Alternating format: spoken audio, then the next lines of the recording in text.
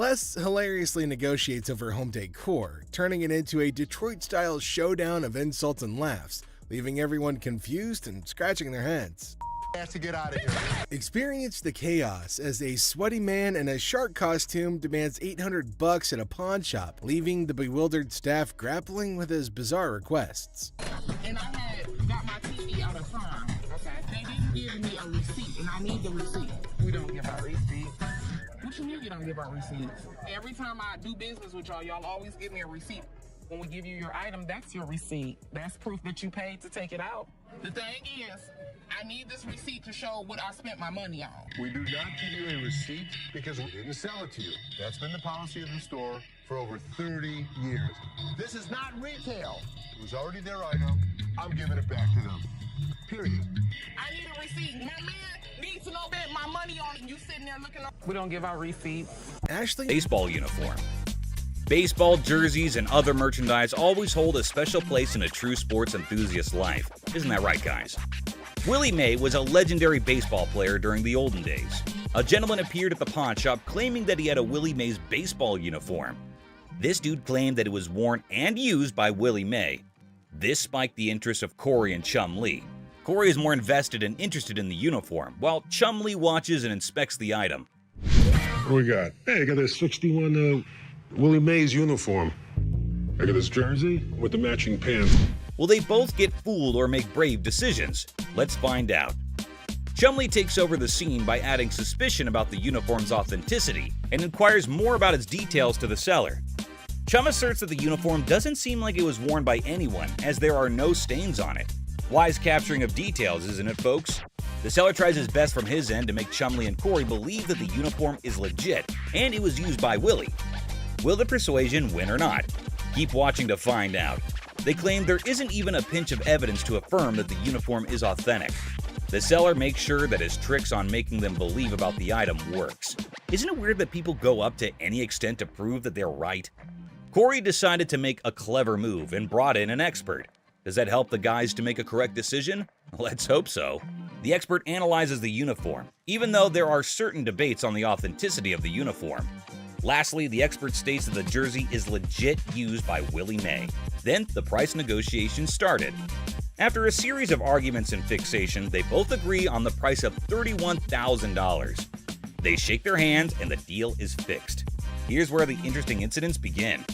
Corey takes the uniform to another expert where he confirms that the item is a fake and it was not Willie May's uniform. The main part is that the uniform doesn't even cost 20 grand. This makes Corey and Chumley upset and annoyed. They regret their careless behavior. Does this incident or situation be an eye-opener for them, or is it just another chapter in the book? Let's dig more to reach an answer. Video game. Chum, being a total game buff, decided to check out this vintage video game deal. So he cruises over to meet the seller, who's got this ancient gem. The seller's like, "Hey Chum, come on in," and unveils the game. Chum's eyes light up. It's this rare, old-school video game right there in front of him. The seller dives into the nitty-gritty, explaining how the game's played, its vibe, the whole winning and losing scenario. You know, the deets. Chum's all ears, soaking it in like a sponge. Gotta make the right call on this, you know? Once the seller's done with the info dump, Chum's like, "Alright, I'm feeling this. Let's talk business." He's not just talking the talk, he's walking the walk, jumping into a trial round to get the feel of the game. Now we're on the edge of our seats, waiting to see if Chum's got the right instincts on this vintage game score. Dark silhouette. It's got the full-size sniper rifle on it. Awesome. Chum dives into analyzing a video game, contemplating whether to seal the deal or risk losing money. What's your bet, folks? Let's unravel the story. Negotiations kick off with the seller expecting $1,000. Chum isn't buying it, haggles and strikes a deal at $700. The trade is done. But here's where the real trouble begins. Rick and Corey catch wind of the deal, analyze the game, and smell trouble. They realize Chum's hasty decision when the $700 game is worth a mere $80 on the market. Shocked faces all around. Can they bounce back from this loss in their next deal? Stay tuned to find out. Wells Fargo Ball and Chain. Prisons are always a nightmare for everyone, but can you believe that there are prison antiques that are valuable and priceless? A man named Bill approaches Rick and Corey with a metal box containing some prison antiques containing balls, chains, and handcuffs. What kind of nightmare will that be for someone who sees this, right? Rick and the old man start to investigate and analyze the items that are submitted by Bill. Bill proceeds to explain the historical facts behind the box and the items inside the box. This dude then goes on to state that it's a Wells Fargo strong box and proceeds to explain how the stuff is made from which metal and also its placement in history. Rick and the old man listens and analyzes the stuff carefully. Bill claims himself that he is a treasure hunter and collects a lot of antique pieces that are quite relevant in history. What do we have here? Well, we got a Wells Fargo strong box and some antique. Rick learns that the antiques supposedly from Folsom Prison, California, are fake. His concern about the chain's quality and prisons not engraving their name seals the deal. They're not authentic. Bill tries to shift focus to a Wells Fargo strongbox. Negotiations start at $1,200, but Rick seals the deal at $450. Later, an expert reveals the box is fake, leaving Rick regretting the decision. Lessons learned, right guys?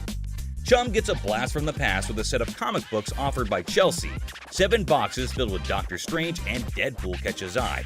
Will Chum make a deal and revisit his childhood, or is he about to lose some money? Let's see how this comic book saga unfolds. Bro, have you ever heard of Doctor Strange? No, but I'm looking at Strange. Doctor Strange. Chum gets teased for claiming to be a comics expert on Pawn Stars. Is he legit? As Chum examines a box of comics, he deems them somewhat authentic. Chelsea wants $2,000, but negotiations start and they settle for $500. Things get intense when Rick shows up, questions the deal, and calls in an expert. Uh-oh. Expert reveals some books are worth $200, others just 5 cents. Chum is shocked, and Rick warns him to consult before deals. Lesson learned? Shelby Donald Duck Bicycle. Disney movies always fascinate us, right guys? The characters will become our favorite, and even we will be one among them. They are the most attractive items in the whole Disney play. Some of the famous characters will be our favorite regardless of our age. The cartoon Mickey Mouse came into global recognition in the 90s. Not only Mickey, but other characters such as Donald Duck, Goofy, all attained a spotlight.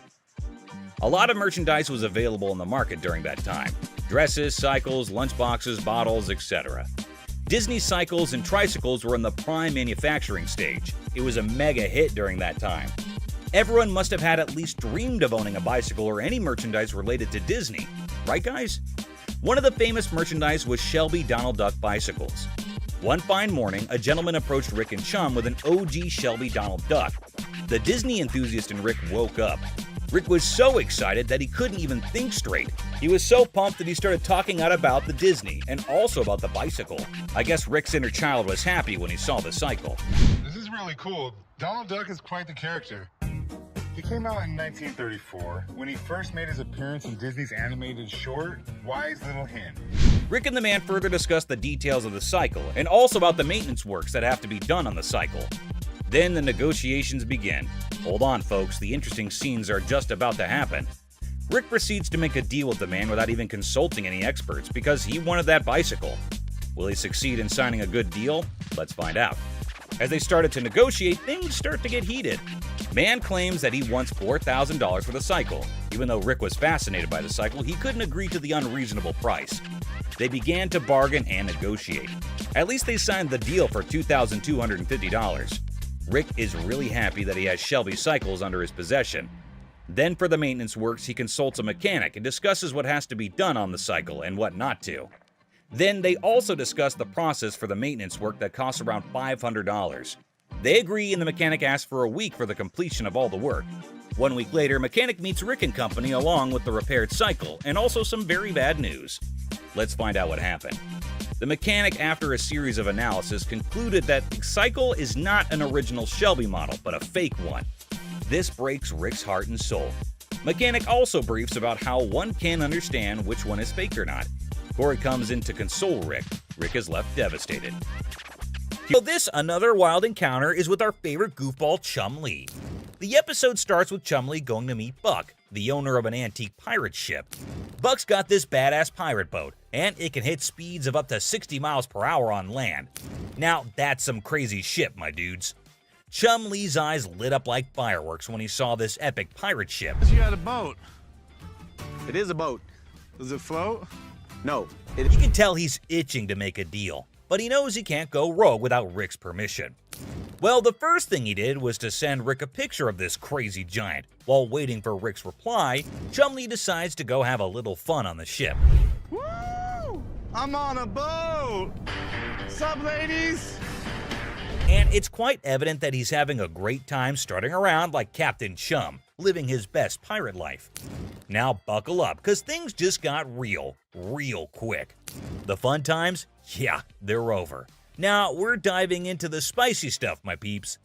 We've reached the classic pawnshop negotiation phase, and let me tell you, it's about to get intense. Chum knew he had to haggle, but Buck, man, that guy is stubborn as a mule. Buck straight up dropped the bomb, saying he won't sell his ship for anything less than a mind-boggling $190,000. And let me tell you, Chumlee's face went from pure excitement to straight up panic in a blink of an eye. Now, some might argue that it's a fair price, right? Like, this baby is worth every single penny, Chum. $190K and she's all yours. But can Chum swing that kind of dough? Nah, man. Chumlee's in way over his head, and he knows he can't afford that kind of cash. It's a total bummer, dude. This deal is going down the drain faster than a sinking ship. But hold up, Buck ain't giving up that easily. He wants to speak with Rick, and honestly, that's pretty fair considering the time he invested in showing Chum around the ship. And yep, you saw it right. Rick sent a text, but guess what? It ain't the reply we were hoping for, my friends. Rick shut down the whole idea before it even set sail. Chumlee's dream of becoming a pirate captain just came crashing down like a freaking cannonball. It's a gut-wrenching scene, my friends. The disappointment is real. Whatever. Oh, sorry, man. Buck is fuming like a volcano about to erupt. It's clear he's not happy with the outcome. Ships ahoy, disappointment. Another prime example of Chumlee's misadventures. The pirate ship's dreams sink faster than a cannonball in the water. Brace yourselves for a dramatic tale involving a limited edition bronze statue. Let's dive right in. So it all starts with a man named Raphael walking into the Pawn Star shop with this fancy limited edition 1888 bronze statue by Louis Bacall, a renowned French sculptor. After looking at the statue and knowing the potential value of this piece, Rick started salivating like a hungry wolf. Moving further, Rick's expert eyes started analyzing every little detail, hoping to strike gold and make some serious cash. And as Rick is examining the statue, you can see the excitement building up. If it turns out to be the real deal, it could be worth thousands of dollars. The suspense is killing. Come on, man, show me those original markings. Now, Rick's like a detective on the case, searching for any signs of authenticity. And in a dramatic twist, Rick got the truth. You need to see this. Looks right. What doesn't look right is there's some pitting right here. And that crack right there is from when they casted it. It didn't happen later. The statue has been recast. Oh, the disappointment is real, my friends. Well, ain't that a kick in the teeth? This statue is nothing but a fancy replica. 1888. The original was made in 1888. I don't believe you. Okay, I mean... Raphael's hopes went up in smoke, and the idiotic mistake is laid bare. I don't care what you say. I don't care what you tell me, but I know you're full of You know... Looking at Raphael, it sure is clear that he's not taking the news well. He's about to unleash his frustration on Rick, and things are about to get heated. And what did we see? Looking at the heated argument, Rick's bodyguard was just about to get in the scene, but Rick stopped them. Just when tensions were about to boil over, Richard stepped in to play the peacemaker. He's not one to let things escalate, especially when it comes to business. And I 100% agree with what Richard just said. You might be wrong, we don't know. We're in the business to make money. But when we don't feel comfortable with something, we're going to back off. He's a smart guy indeed. It's true that they're here to make some dough, but with that, they also got to be smart about it. If something doesn't feel right, gotta back off. No hard feelings, Raphael. Do you agree that a business is about making money, and sometimes we gotta be cautious? Can't blame us for not wanting to get burned. Look, Richard's wisdom prevails, reminding everyone that it's all about the money, but also about maintaining integrity. All right, let's take a chill pill, guys. And there you have it, another crazy encounter on Pawn Stars. Raphael thought he hit the jackpot, but in the end, it was a painful lesson in authenticity. The Pawn Stars team reflects on another day filled with unexpected encounters and quirky characters. Rick, ever the shrewd businessman, knows that every deal won't be a success, but he remains optimistic for the next opportunity that walks through his shop's doors. The customers may have acted like real idiots, overestimating the value of their valuables. But it's all part of the pawn shop's charm. We can't wait to share this hilarious encounter with you guys. Trust me, it's gonna be a riot. It's a reminder that in the crazy world of pawn shops, you never know what surprises are waiting around the corner. It's like a never-ending treasure hunt, and we're loving every minute of it. We're waiting for your cab. It arrives, and bam! A pirate ship vehicle pulls up. Believe it or not, folks, pirate ships are real. How cool is that? Shiver me timbers. Let's dig into more detail. Buck's mischievous grin invited the pawn shop guy to inspect his street-legal pirate ship, leaving him in disbelief at the ship rolling on the road. Chumley, intrigued, joined Buck for a spin, both eagerly anticipating Rick's mysterious response. Buck, bursting with enthusiasm, showcased every detail, building suspense for Rick's impending reaction, creating a thrilling wait. Woo! I'm on a boat! What's up, ladies? As we explore the boat's details, prepare to be mesmerized. Buck's turned it into a luxurious entertainment-packed ship with TV and laser beams. Buck's living in a fantasy, folks. He bumped the price to $250,000, leaving Chumley stunned with a $100,000 offer. Bargaining ensues, but hold on. Rick's entering the scene. Things are about to get even more interesting, don't you think? Well, that's bull. Whatever. Oh, sorry. $250,000 for a pirate ship? Buck storms off in anger. But if you're in the market, he's your guy. Ahoy, matey!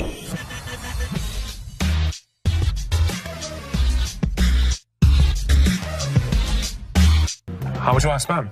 I got $70. I've seen them for $70 to $80 at other pawn shops. Yeah? With 2 games. Put it in as long as you'd like. Does it come with a warranty? It comes with an as-is warranty. Need a PlayStation 3 for $70. I sell them for $100. What you gonna do? Oh no. The PlayStation's really hot stuff at the moment, but the customer who wants one is far from hot. He's mostly just hot-headed. I ain't been shot already. What? Ain't nothing here. You're just another door guy to me. Yeah. Throw it down. Throw it on $70. I ain't. Oh, you don't have it. Have a good day. Have a good day. Hey, what you think? What is all that about? What's all that about? No, this my level beat your ass down here. Come. Think you all that? Oh, bitch. You right here. And a couple empties in there, buddy. What? You big. The guy went from shocked to shouting in a heartbeat. Unfortunately for him, the pawn shop doesn't tolerate that nonsense.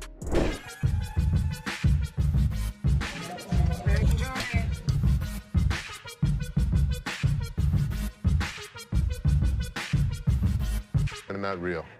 What? No, these is real. Look, when you holding up to the light, ding, you hear that? Ding, that's the diamond sound. Don't you think I would offer you money for them? No, I know what this is. Why your big ass standing here? What the you want? So you can give me my $300. Whatever, told me my ass haters. Bye. Have a nice day. The next customer is a lady with diamonds from her fiance, or so she thinks. Les breaks the bad news to the lady, but she's got a hard time accepting the facts. Hello. Hi. Can I help you? If I'm trying to pawn this. 35 millimeter, right? Yeah. How much are you looking for? Just about $30. Got my baby's birthday coming up and just need a couple of extra dollars to help out. Stuff situated for him. What do you have planned? For his birthday? A birthday party, you know, cake, ice cream. To try and get money from us. And the kid ratted her out saying, yeah, my birthday's in 2 months. There's a little bit of time you have before then to come back and hopefully have something of value. And I really would have appreciated any little thing that you could have gave me. 10 years ago. This is some bull because y'all could have took this camera. You could have gave me $30. The innocence of a child didn't allow this woman to cash in on her worthless camera. She was pretty shocked her lies didn't work on Seth. How are you? How are you today? Good. What you got? My bracelet on my phone.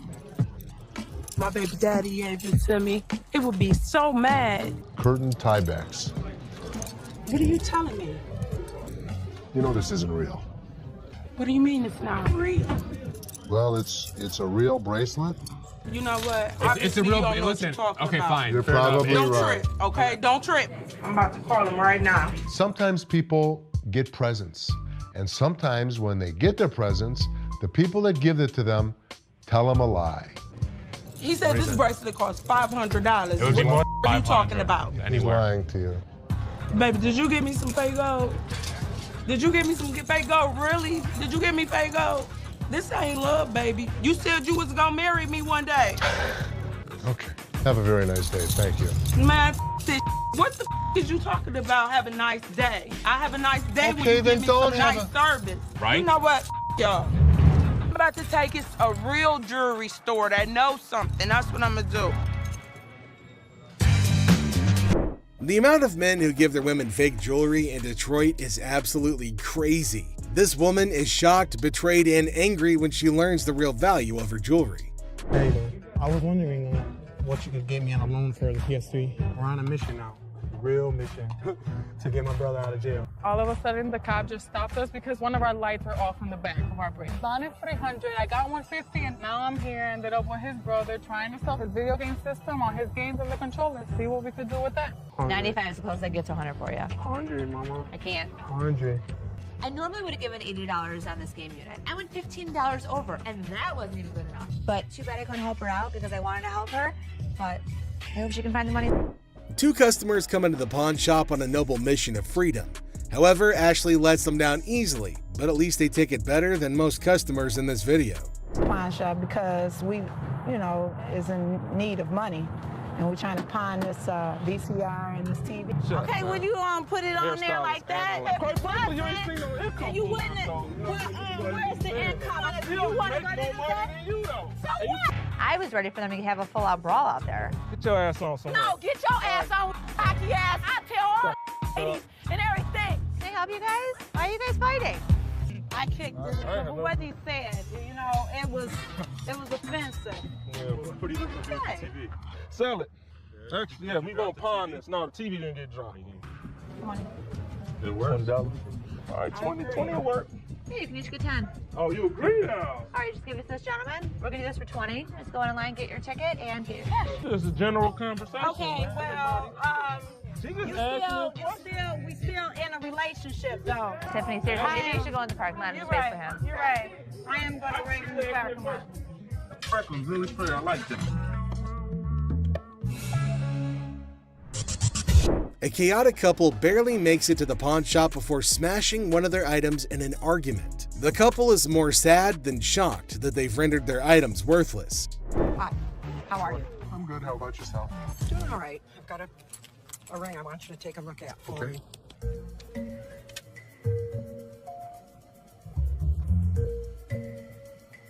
You know what it is? These are diamonds. They're not diamonds. That's cubic zirconium and silver. Okay. I'm not interested. I know what this is. I'm telling you, I can't give you any money for it. I know it has value, and I'm really, really upset right now. So, I've worked for an attorney. I know my rights. Don't touch me. You're an idiot. You're an idiot. Oh yeah, what a gentleman you are. Anybody? Woman, what? Get me out of here.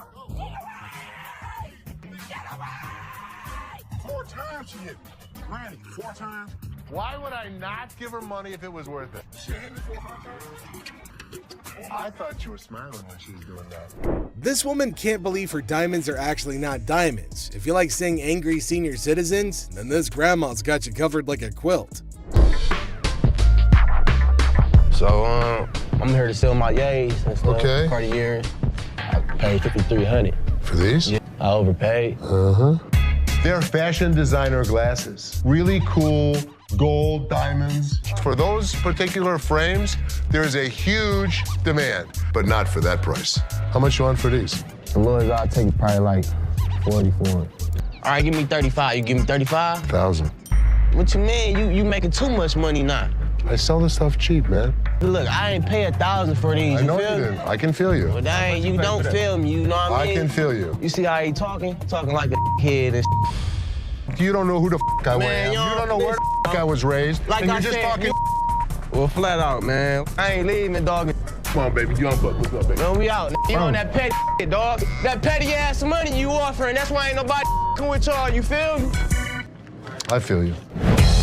Les is offered a cool pair of glasses, but he knows they're not cool enough to be worth what the customer's asking. The customer doesn't take the news well at all. I'm good, how are you? Well, actually, I'm not doing so good. No? My grandma just passed. I'm So I sorry. was hoping to. Okay, so whose ring is this? My grandma's. Oh. So you want to just pawn it, right? Because you want to be able to get it back? Yeah. Okay.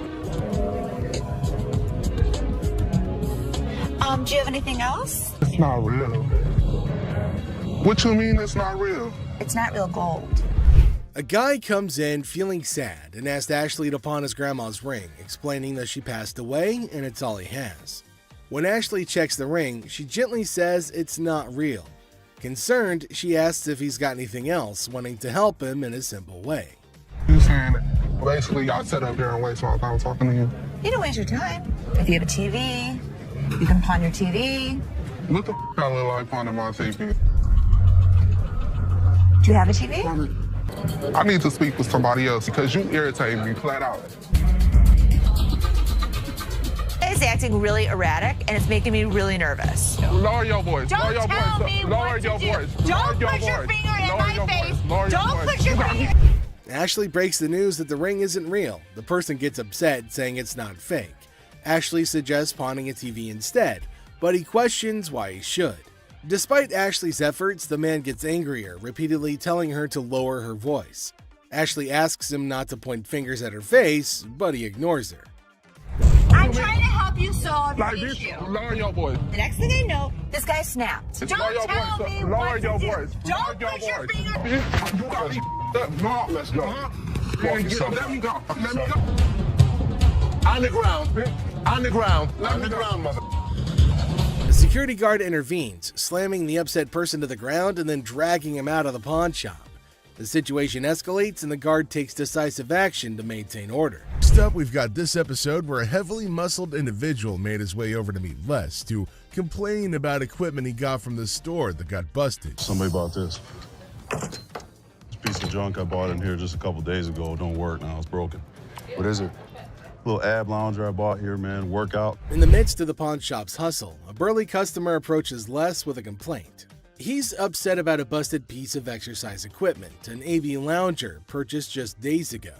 Les, sticking to the store policy, explains that they can only provide an exchange, not a cash refund. Tensions rise as the customer vehemently rejects the idea of an exchange, demanding his money back. They can only hand over another item in place of the faulty one. If you had the receipt, I could give you an exchange. I could give you I something. don't want an exchange because it's probably going to be some again. How about you just get my money? As the disagreement escalates, the customer insists on a cash refund, dismissing the option of another item.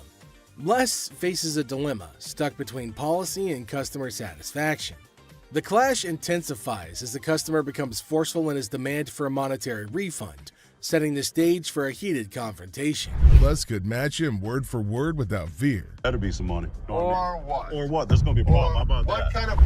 Les, accompanied by his trusty companion Byron the Snuggle Bear, stands his ground. The customer challenges Les with threats of problems if he... Good, I don't want you as a customer. All you do is run your mouth. Promise me you'll never come back. As the woman storms out, Seth bids her a not-so-fond farewell, relieved to see her go. With humor and sass, he ensures that she won't be back anytime soon, leaving the showroom olive-free and entertained by the absurdity of it all. Real gem walk through those doors. This guy, I kid you not, strolls in without a single thing in his hands. The suspense is killing me. What on earth could he be after? Brace yourselves, because this one's about to blow your mind. So a guy comes in asking to tattoo their logo and get paid for it? Now, I won't sugarcoat it. This idea might come off as a tad bit idiotic, but hey, different strokes for different folks, am I right? I don't think that this guy was thinking through this. My dad wouldn't get it done. So why the would this guy get it done? Guess what? Ashley ain't exactly blown away by this whole thing and finds it pretty dumb if you ask me. Just when you start thinking he's all about giving props to the shop, it turns out he couldn't care less. You got any tattoos underneath? Holy moly. This dude means serious business, I tell you. Brace yourself for the mind-boggling price he's demanding for that tattoo. Well, I'm looking in the range for about $1,000. $1,000. Yes. He is so crazy for that. Now we're in a bit of a pickle trying to figure out who the real idiot is, him or Les. I mean, this guy is practically selling himself here. Come on, Les, get your act together, buddy. He's gonna have a new tattoo. Wait, you wear a shirt, so you'd be covering it up. No, I wouldn't be covering up. I'd walk around. But here's the moment of truth. Did they strike a deal? Drum roll. Nope, not a chance. This dude wasn't willing to budge below $500 for the tattoo, which kinda makes sense, I guess. But Les wasn't about to cough up more than $250. $250. Can't do it. So precious stone indeed has some kind of precious value. It symbolizes power, wealth, and luck. Therefore, during the olden days, people used precious stones to show off their status and power. One of the biggest losses I probably ever took in this business is back when CZs first came out. The CZ is a cubic zirconia. During that time, cubic zirconia, or CZ, came into the market. It can be defined as a synthetic diamond substitute.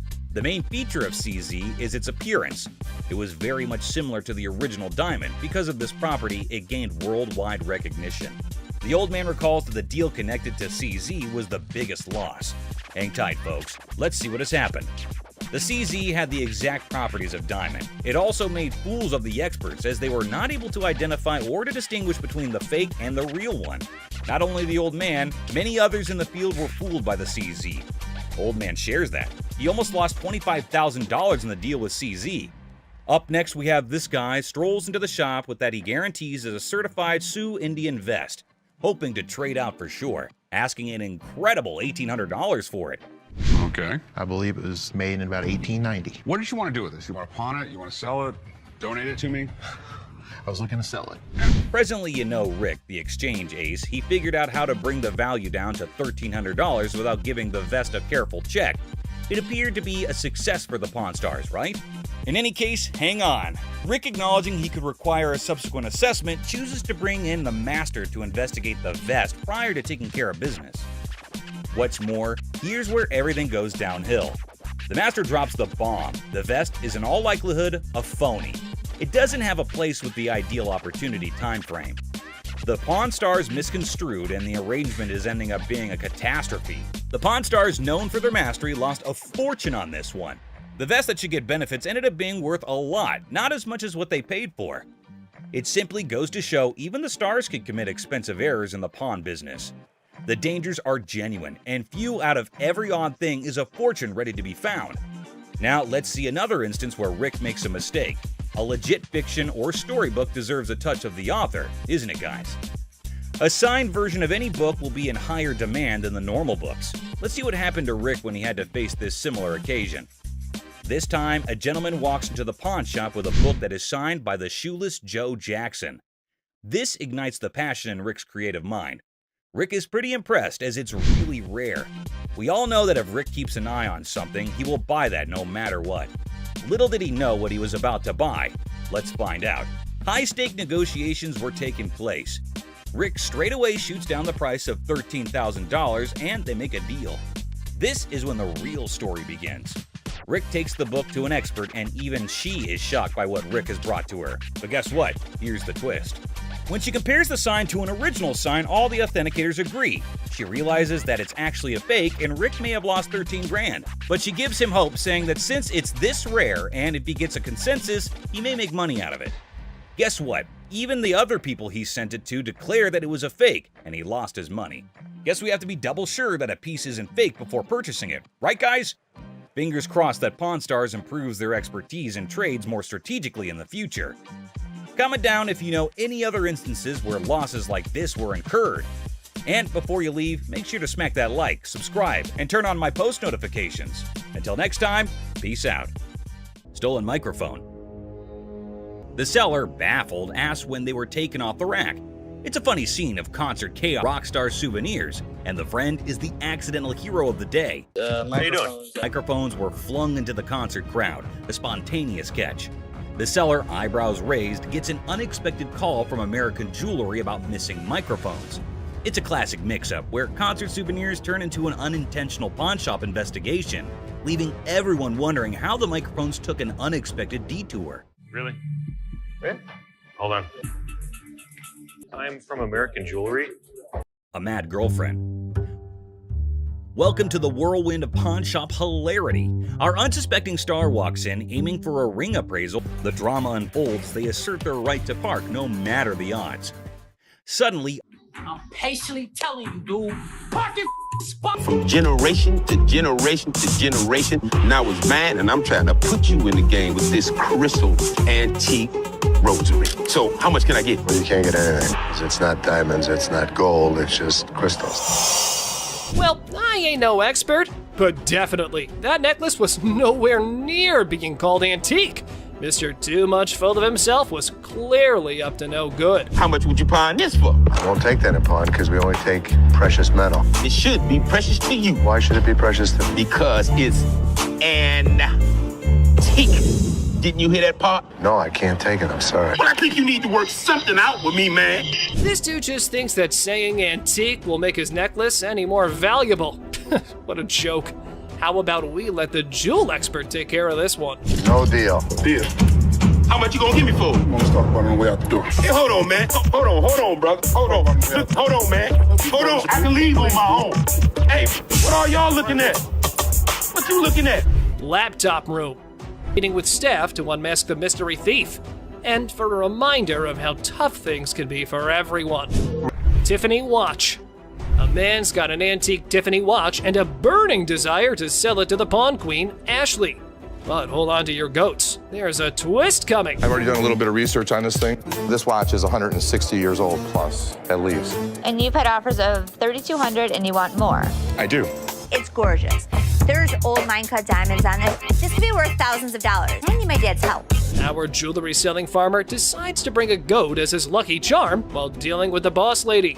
But the real question remains, is the Tiffany watch the real deal? This watch could be worth a fortune. Does it say Tiffany in it? Nowhere inside. That's the problem. So, a couple things. Why would Tiffany not want to buy it? They don't actually do that at Tiffany's in New York, so they won't authenticate it. They don't authenticate items that aren't genuine, sir. Like this cheap knockoff. You better go put that back in your pocket. And get going now. The movement in the watch is not Tiffany. Tiffany did make their own movements. Another thing that makes us believe that it's not Tiffany is the way the diamonds are set. 160 years ago? Tiffany would have normally set them better. More professionally. Even back then. I can pop it back on. It's no big deal. It should pop on pretty easy. No cables. How about 25 bucks? 150, like I said. No, we can't go for that one. PS3.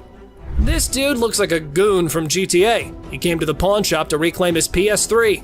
I know, folks. The description of the man makes the whole scene more interesting. I'm just trying to get my I got a brand new PlayStation 3 up in this bitch. You know what it is. Let me just get my and I in line like everybody else. I'm just saying, I've been standing. Stop yelling. What the are you yelling I'm just saying, I want you to be able to hear me through this window. That's kind even. Give your slip, get your item, and get out, bro.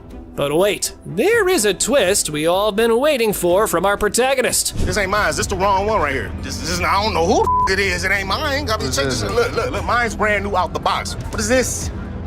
Yours. The minute he brought it in, we bagged it and labeled it. Oh man, why do they always have to threaten the old man when things can be sorted through negotiation? But anyway, here's the inevitable. Hey, get your hands up off me, big fella. Straight the up, boy. Get your hands off of me right now. I swear to God, if y'all don't give me my PlayStation, I'll call 30 goons up here right now. Call him. I'll call 30, 40 goons up here right now. Call him. Meet my lawyer. A woman storms into the pawn shop, swearing their diamond earring and turning her ear green. And guess who's with her? A lawyer, no less. I look at his earring that he says is turning his ear green, and it's a fake diamond with a fake metal. This is not the correct earring for the receipt. I got my lawyer with me. This is wrong. Oh dear, Miss Drama, it's not that simple. Your slip doesn't— Tom and Seth, the helpful employee trying to assist Sharonda in finding that perfect piece. Can you believe it? Talk about a party pooper. A pair of earrings catches her eyes, and she takes a look at it and asks for the price, to which Seth replies, $500. Except her son was in total shock over the price. Take a look at his reaction. It's a lot. That wouldn't even cost that much at a regular jewelry store. Well, that's okay. I like it. No, we're not a regular jewelry store. It's actually cheaper than you'd get it anywhere else. Seth was clearly annoyed at this boy's remarks because obviously he knew what he was doing, and his comments were not helping with the purchase. He kept saying that it would be cheaper at a regular jewelry store, when in fact, it was way cheaper here at the pawn store. Clearly, he did not understand the concept of it. Alright guys, brace yourselves for the next chapter in Sharonda's jewelry adventure. So she's browsing through the sparkling goodies and finds another piece that catches her eye. This time, it's a real beauty. But guess what? It comes with a price tag of a whopping $800. And let me tell you, Deontay's reaction? Yeah, it did not go over well. Not one bit. You gotta see this, folks. The tension in the air is thicker than molasses as Sharonda reveals her newfound treasure to her son. But here's the thing, folks. That employee was just doing their job. It's a classic case of drama and tension in the workplace. Buckle up, because we're about to witness the clash of these two titans in the crazy world of hardcore pawn. This time, Michael approached Ashley and tells her that he has a mink coat for her. She immediately asked him if he had brought it in before. He had quite the answer prepared. Take a look. I was walking up here. Who knows? Laugh louder if you're gonna smile. That was for sure not a normal reaction. And finally, down to the #1 worst customer. He was being very crude, and Ashley notices his presence there very quickly, especially considering how loud he was being. He again keeps shouting for someone to come help him, and then you won't believe this. But here's the twist. Most of those nasty remarks are aimed right at Ashley herself, and let me tell you, it's not gonna end peacefully. And that's a wrap, folks. We hope you enjoyed diving into the world of hardcore pawn. If you want more jaw-dropping stories and crazy confrontations, be sure to hit that like and subscribe button. That's right. No, I'm not. And you're not going to come in here demanding money from me. How would you? Man. Customers usually go through several stages when they hear that their item's not as valuable as they thought. The first is disbelief, followed by denial, anger, and even assault. In this video, we see a woman who assaults a security guard, another insults and body shames Ashley, and one almost takes a swing at Les. The thing all these people have in common is that they were shocked at the real value of their item. Yes, ma'am. I was coming to pawn my ring because I have to pay my rent. It was due a couple weeks ago. Oh, okay. Why you keep looking at my ring like that is real? I mean, what, you want the studs on my lip or something? Pawning it. I'm not buying it. You're just pawning it. You want to pawn it? Keep control of herself. I don't know what the hell her problem was. I don't give a what her problem was. She's lucky my security staff didn't beat her ass. There's never a shortage of people who don't know their item is fake. The truth makes this woman explode at Les, but she never stands a chance because Les has backup. Hi. Hi. I'm Ashley. I'm Nana. Nana. Mm-hmm. I called up here and I got an estimated price and they told me that I could get $400 for these. You called up here and got an estimated price. Yeah. Who you talk to? 100. What part of that you ain't understanding? No, don't give me no damn hug. Oh, you need a hug. I don't want no damn hug. Get off of me. Put that baby. I don't want no hug from you. Sure. I don't want no hug from you. Value of their item, but this customer's just straight up disrespectful. Got $70. I've seen them for $70 to $80 at other pawn shops. Yeah, with 2 games. Put it in as long as you'd like. Does it come with a warranty? It comes with an as-is warranty. A PlayStation 3 for $70. I sell them for $100. What you gonna do? Oh no. The PlayStation. Oh, yeah, what a gentleman you are! Anybody? Woman, what? Get me out of here! Get away! 4 times she hit me. Randy, 4 times? Why would I not give her money if it was worth it? I thought you were smiling when she was doing that. This woman can't believe her diamonds are actually not diamonds. If you like seeing angry senior citizens, then this grandma's got you covered like a quilt. So, I'm here to sell my yays and stuff. Okay. Cartiers. I paid $5,300. For these? Yeah, I overpaid. Uh-huh. They're fashion designer glasses. Really cool gold diamonds. For those particular frames, there's a huge demand, but not for that price. How much you want for these? The lowest I'll take is probably like 40 for it. All right, give me 35. You give me 35? 1,000. What you mean? You making too much money now. I sell this stuff cheap, man. Look, I ain't pay 1,000 for these. I know feel you me? didn't. I can feel you. Well, that ain't, you don't feel me, you know what I mean? I can feel you. You see how he talking? Talking like a kid and You don't know who the I Man, am. You don't know where the I was raised. Like and I you're just said, talking Well, flat out, man. I ain't leaving, dog. Come on, baby. Young buck. What's up, baby? Man, we out. You on that petty shit, dog. That petty ass money you offering. That's why ain't nobody with y'all. You feel me? I feel you. Les is offered a cool pair of glasses, but he knows they're not cool enough to be worth what the customer's asking. The customer doesn't take the news well at all. Welcome to the channel, guys. Okay. Oh my God. Get your hands off. Blurry-faced guy. We'll buy this and pawn this and that and give you $350 total. Get set for a crazy moment in this pawn shop. The shopkeeper and a customer are going at it in a big argument, trying to make a deal or who knows what. But wait for it. Out of the blue, two dudes in fancy clothes with blurry faces bust in like old school detectives. The shopkeeper's scratching his head, clueless, but here's the kicker. Those blurry-faced guys are undercover detectives on a secret mission. It's like a scene straight out of a comedy movie. The detectives have arrived. I need to tell them what's been happening and show them the evidence. Hold on to your laughter because this is pure comedy chaos. The second those detectives waltz in, the shopkeeper's freaking out like he's been caught selling magical beans or who knows what. These detectives are all business, channeling serious Sherlock vibes after an espresso overdose. They're tearing through the shop like treasure hunters on a caffeine high, checking random stuff and maybe on the hunt for hidden treasures. Meanwhile, the poor shopkeeper's sweating bullets, desperately trying to keep his cool. It's like a real-life comedy suspense show unfolding before your eyes.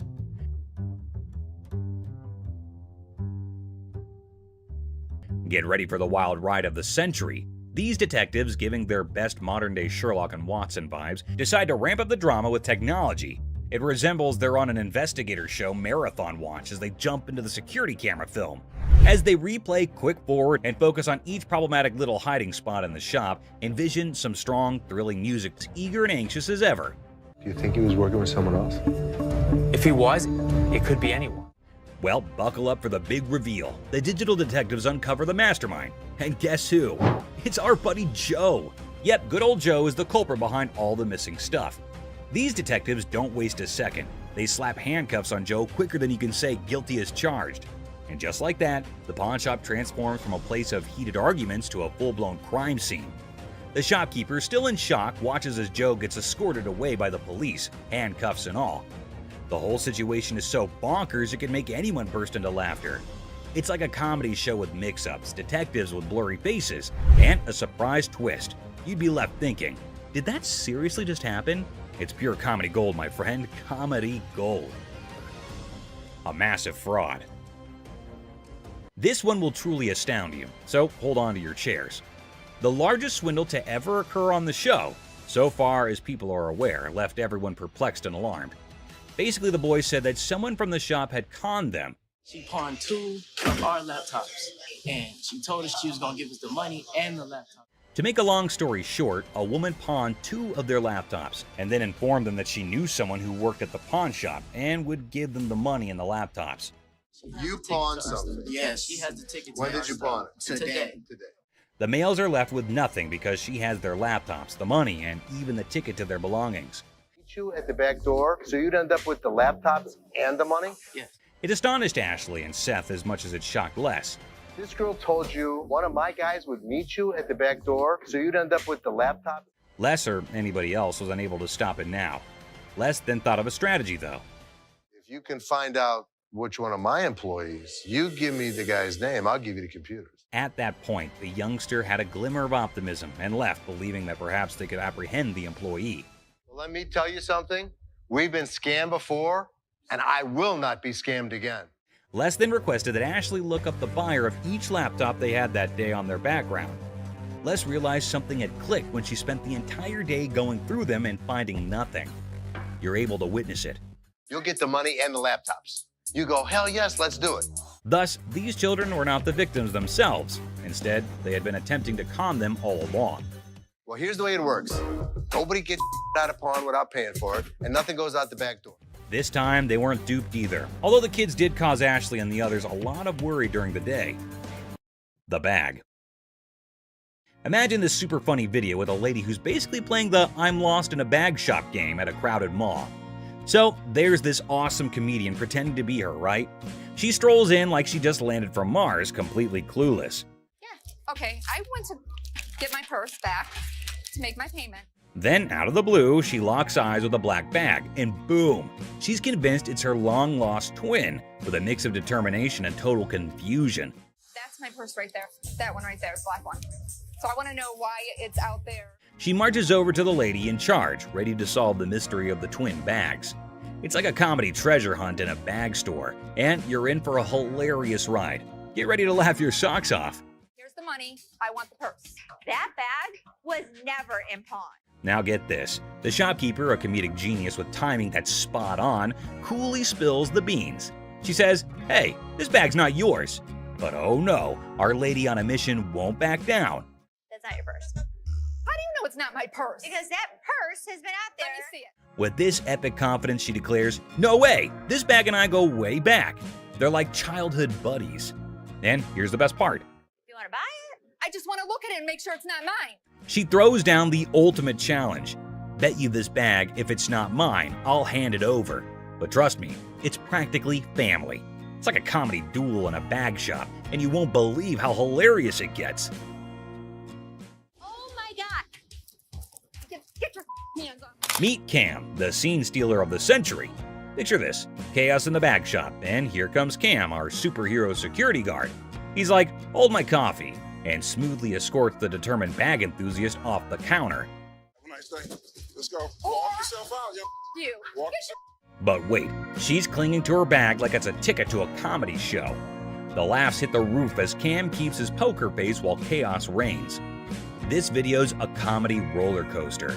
And Cam, the unsung hero, it's a laugh-out-loud male adventure that you don't want to miss. Go to see with that pole, right? Go.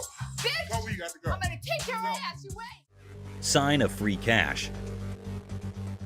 I was trying to find out because your sign was saying that I can get 30 days.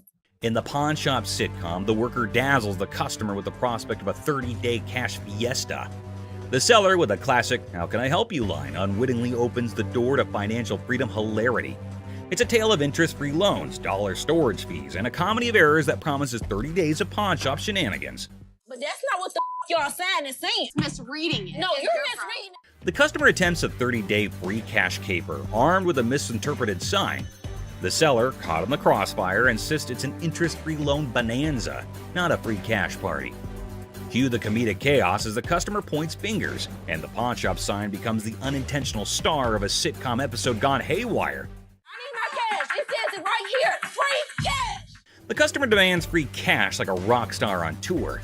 The seller, armed with the reality of interest-free loans, faces a barrage of demands. The customer, teetering on the edge of pawn pandemonium, enlists a surprise ally, a sassy woman who jumps in the scene like a comedy superhero. Cue the applause for this unexpected twist in the cash crusade.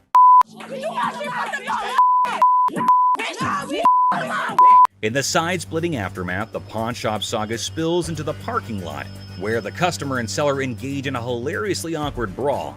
Amidst a flurry of ass cracks and elbows, the spectacle unfolds, leaving the bystanders in stitches. The door slams and the customer vows a dramatic return with an unforgettable "I'll be back" exit line. Comedy gold in the pawn shop arena. Antique computers. Got some equipment here. Yeah. We need some money. We're going to out west. In the pawn shop time machine, two hunters strut in with ancient computer relics. The seller, bewildered by their outdated tech, questions if they're stuck in the 80s. The hunters, claiming they've wiped out all of Michigan's deer, aim for a whopping $900. So how much are you looking for? About $900. The price tag triggers more shock than a retro computer's boot-up sound. What I can offer you is zero. Zero. Comedy sequel, the hunters scoff at the initial offer of $0 for their ancient artifacts. The hunters, expecting treasure, get a less than an antique appraisal, leaving the shop echoing with laughter and $0 dreams. Wonderful. Thank you so much. You too. In the aftermath of the failed computer barter, the hunters drop to an $800 offer, met with a swift and resounding $0 from the pawn shop. ZZ Top, mistaken for Detroit's antique appraisers, exits empty-handed. The seller consoles himself with a printer sacrifice to the dumpster gods. I thought it was you, man. Oh, that's good. Ending the scene with a comedic crash and a touch of musical confusion.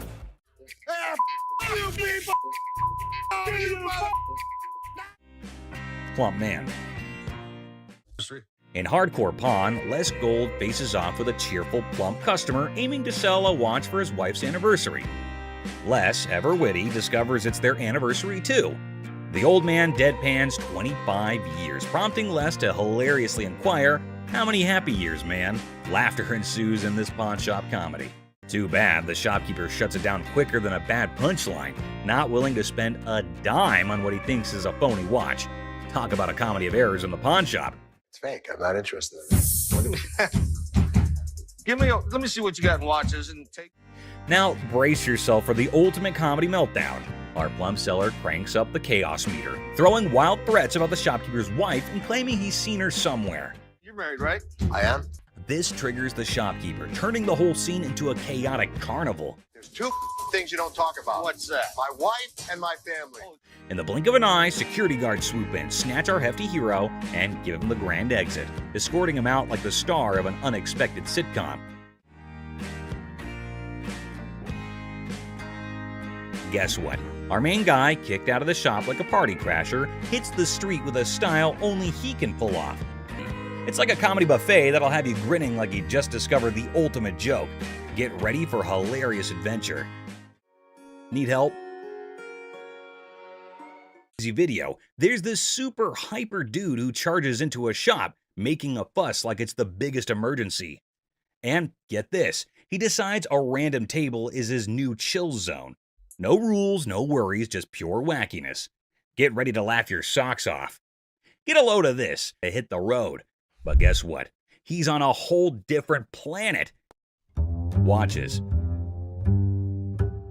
Get ready to giggle. So there's this new lady in the shop who's decided to be a rebel. She goes all sneaky and puts the shop's watches up for sale online without telling, confidently struts away, leaving the staff scratching their heads like, did that just happen? It's a hilarious roller coaster and you won't stop laughing. You weren't as big of a bitch. I was wrong. Excuse me? Get the out of here. Get set to lol. This funny video is like a crazy ride with surprises, silliness, and a hint of madness that'll have you laughing without a pause. The twists and turns make it a hilarious and chaotic experience for anyone lucky enough to catch the shop's wild antics. Brace yourself for a good laugh as you watch the madness unfold in the side-splitting comedy script style video. What did she say? That I am the bitch. Get the out of here. Penny pincher. Get ready to chuckle. This hilarious video is all about a super energetic girl trying to convince her super penny pincher dad to hire more security for their shop. She's all passionate like, "Dad, we need extra protection." But oh boy, her dad's like, "Nah, that's just throwing money away." Adding an extra night security guard is an expense we don't need. Dad, I just don't understand. The funniest part? When the argument gets so wild, the girl pretends to be super angry and storms out of the room. It's silly, it's amusing, and you'll be laughing your socks off at their crazy fight. Every single time I have an idea and I bring it to your attention, he then has to walk in.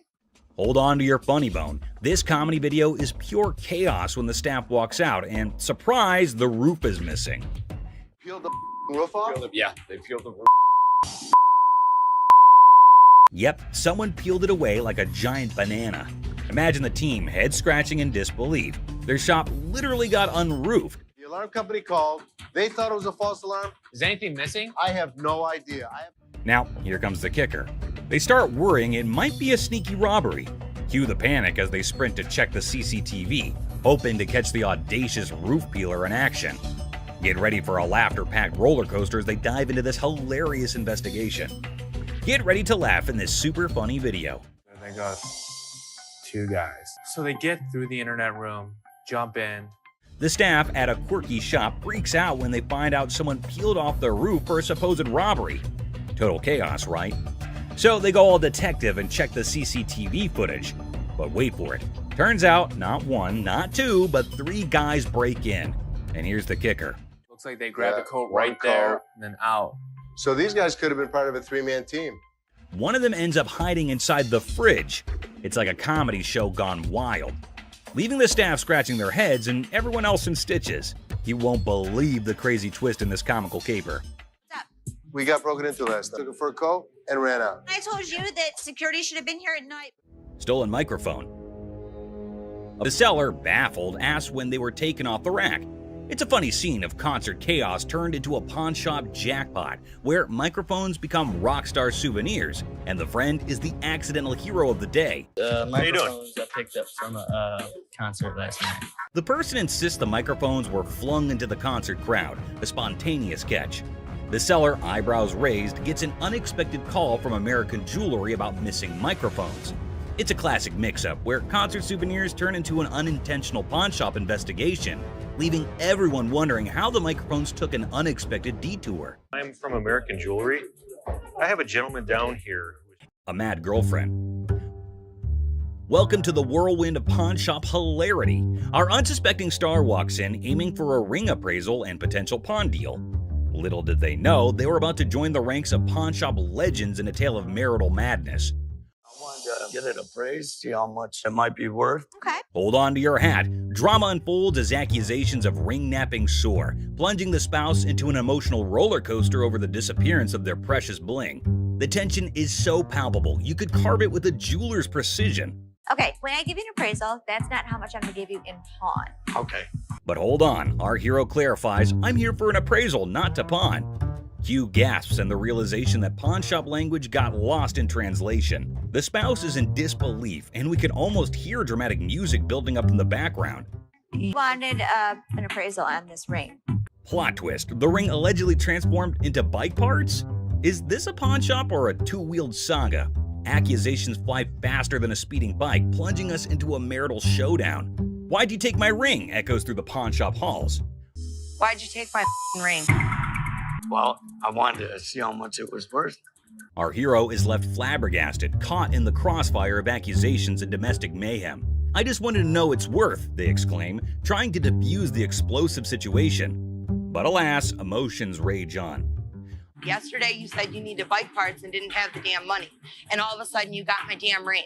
Unexpectedly, a wild punch appears. The spouse transforms from the drama unfolds. They assert their right to park no matter the odds. Suddenly, I'm patiently telling you, dude. Park your spots out. Meanwhile, our hero, undeterred, asserts, I'm not going nowhere, as if the van gods themselves had bestowed upon them a divine parking mission. In a shocking turn of events, our hero literally stops, drops, and rolls on the store carpet, leaving everyone perplexed. The guy in the refrigerator. In this episode of Hardcore Pawn, we are taken to the time when a crazy man entered the shop, and when no one was looking, he took refuge in the refrigerator for reasons unknown. Thankfully, this man had spotted the crazy man and went to Ashley and others to let them know. At first, no one would believe him, but by the looks, he looked quite genuine, so they followed him up to the spot where the fridge was. Still hardly believing the man, they went to open the fridge, and boom! The man was curled up inside, about to make the refrigerator its new cozy little home. I don't know what y'all doing over here. There's some mother in the refrigerator. What? The whole situation was so absurd that not a single person in the whole shop could believe that there was a whole person hiding inside there. Good thing that they have security in the shop, so the man got what he deserved. What the are you doing? Fake earrings. Two sassy black queens strut into the pawn shop, flaunting earrings worth $350. The seller, bewildered, questions their cash craving. They snap back. How you doing? Good. I'm here to pawn these earrings. Okay. Honey, our financial drama is an Oscar-winning secret. The seller innocently inquires about the swearing, prompting the girl to unleash a verbal firework. Trying to get $350 for them. Why do you need the money? It's none of your business why I need the money. As he fumbles to record the chaos, he realizes these queens can turn from pawn shop patrons to drama divas faster than his slowest sale. Talk about a speedy emotional roller coaster. Why are you swearing? Because you asking me why I'm coming in here to handle my business. In the midst of the jewelry saga, it's a linguistic roller coaster. The seller's ears are bombarded with jewelry, loan me my money, and a kid-eating crisis. What does my sign say? Jewelry and loan. This jewelry, loan me my money. I got to feed my kid. The drama unfolds faster than a soap opera, leaving him nervously counting non-existent diamonds. Talk about a pawn shop sitcom. Man, you getting on my nerves, dog. How'd you get You this? ain't even looked at my Do you know that these aren't real? In the sizzling pawn shop showdown, the women insist their earrings are as real as their sass. The seller, sweating in the La Cote, tries to diplomatically handle the diva duo. It's a battle of bling, attitude, and a heat wave, all under the watchful eye of leather-clad thermometers. Comedy gold. How the you gonna tell me just by looking at my that they not real? They're not real. As the Queen of Sass declares her exit, she throws shade like confetti. Insults rain down, targeting the seller's wrinkled-up hair and questionable fashion choices. With a parting shot about a jury and long bow-ass, she exits, leaving the pawn shop in stitches and the seller questioning his life choices. I ain't leaving this till you give me my money. I need my mother did. Coloring book. Ashley enters confidently, challenging authority. Seth tries to manage the chaos. Tension rises as they clash, leaving everyone puzzled. Don't come in here thinking that you know everything in your like. I didn't know you anything. should go off and like run back to Hawaii where you bought that shirt. Unearthed gems, a JFK coloring book from '62, and a Frank Zappa one from '82. Mom's surprise drawer is found. Now, the shop's in for a laugh, unraveling the tale behind these quirky relics. Hello. Hello. I have a John F. Kennedy coloring book from 1962 and a Laugh out loud scene as the seller confesses to buying a Frank Zappa coloring book at 25, never cracking it open. Now, with 3 daughters in college, it's a hilarious quest for cash. The quirky relics become the center stage for a funny exchange in the pawn shop. So why do you want to get rid of it since you loved him so much? well, I have 3 daughters in college and I need money. The negotiation dance continues as the seller justifies prices, leaving room for haggling. Tension rises comically as the buyer feels snapped at. The shopkeeper offers a research break, declaring, "I'm not in a hurry," in this pawn shop sitcom starring quirky characters. Okay, do you want to give me some time to do a little research on this, You can or? have all the time you need. I'm not in a hurry. The plot thickens as Ashley discovers the price coloring book online for $8.75, triggering a hilarious spat. I didn't say any of that Can you read that? $8.75. So make me an offer. 0. She hilariously expresses her dismay, accusing the customer of rushing and shoving a phone in her face. I'm looking at the one that he wanted $50 on, and I pull it off, and it says $8.75. The bickering ensues, with both claiming they're not married, adding an amusing layer to the pawn shop sitcom. I have to take his house this guy. That's how much he pissed me off. In the ongoing pawn shop drama, Ashley delivers a sassy retort to the customer, suggesting he adds value nowhere and jokes about returning to Hawaii. The banter continues as another worker calls out Ashley for being rude. I think you're disgusting and rude. I didn't say any of that Can to you you. read that? $8.75. Leading to a comical exchange where Ashley dismisses them to focus on yourself. The workplace comedy unfolds with quirky characters and witty comebacks. Well, you don't add value to the organization. I have one. Well, thank you so much. But the next time you send my paycheck, you can tell me how to work. Parking lot. Cue the workplace alarm. The notorious parking lot gambler is back, and the office crew is on high alert. With a battle cry of "Let's go get him!" they embark on a mission to catch the elusive man of many lands, or as they dub him, That Lady Pakistan. Office drama just hit the jackpot. What gambling again in the parking lot? Meet Robert Robertson, the maestro of sports memorabilia, introducing himself to Dennis in a pawn shop saga. The plot thickens as he unveils a treasure trove of Detroit Lions autographs salvaged from his sister's basement flood. Forget superheroes, this guy's heroics involve rescuing signatures during a Union picket line water ballot. All right. Here's Robert. Robert, Nice I'm to meet Dennis. you. Nice to Nice meet to you. meet you, Dennis. Here, I got an item here. You might be interested in. In the wild world of pawn shops, Dennis is hit with a first, an NFL labor strike poster. As Robert pitches his Union picket line relic, Dennis, caught between fandom and frugality, contemplates the value. It's a negotiation dance where even the poster's wrinkles have a say, and Dennis dreams of a dad who'd splurge on a heartbeat. What, Steve Bacchus? This is the first time a guy actually brought in an NFL labor strike poster. Dennis and Seth, the dynamic pawn shop duo, are advised to step up their deal-closing game. In the battle of signatures, Robert's pitch clashes with Dennis's detective skills. It's a showdown of history versus water stains, where even a tear is more drama than a soap opera. Selling history hard, selling water-stained history a comedic challenge. One just like this mint, though, and he got $950 for it. Right, so if that was mint, why would you want $1,000 for this? In this hilarious haggling carnival, the pawn shop pros are on their knees, throwing cash offers at Robert for the water-stained NFL labor strike poster. It's a dollar dance-off with Dennis and Seth, and they're juggling 20s like it's a comedy club. In the end, it's 520s that win the bid, leaving Robert with a pocket full of paper and the pawn shop crew high-fiving over their historic steal. $75? No way. Offering you just $100 cash money right now would make it. gold earrings. In the golden world of earrings, Ashley and the customer embark on a carat quest. The earrings sparkle, but the price tag dims the shine. The customer eyeing the digits suggests a hilarious plot twist, an exchange proposal that could turn this jewelry journey into a comedic barter ballet. I was looking for some gold earrings. You are in the right department. In the dazzling dance of earrings and dollar signs, the customer flips the script with an exchange proposal. Ashley, the jewelry juggler, contemplates the weight of the situation, hoping those earrings don't tip the scales against her. It's a hilarious jewelry version of Let's Make a Deal, where carrots and comedy collide. Well, what we can do is I can take those and apply money towards these. In the comedy club of carrots, Ashley drops the punchline, a whopping $500 for the desired earrings. The customer, expecting an exchange extravaganza, faces the reality check. Okay, so what I can do for you today, I can apply $40 towards these. I paid $500 for those. What do you mean? You can't do an exchange? Ashley, the weight wizard, spills the carrot beans, revealing that these earrings are more featherweight than a dieting hummingbird. It's a priceless jewelry negotiation that has the audience and the scales in stitches. Okay, I can't give you $500. Why you can't? Because it's not worth. In this comedy climax, the customer unleashes carrot chaos, insisting her earrings are weightlifting champions. The tension escalates as she dubs Ashley Boo, but a touch sets off a mini drama. I know how much these cost, boo-boo. Because you screamed that they're gonna get you more money, boo-boo. The pawn shop becomes a carrot battleground, and Ashley's final offer of $175 is the punchline that sends the customer storming out, leaving the jewelry saga in a carrot cloud of comedy. Everybody else good. Pose made you Fake diamond. In this wild pawn shop showdown, two characters storm in like a tornado, armed with an attorney and a demand for $900.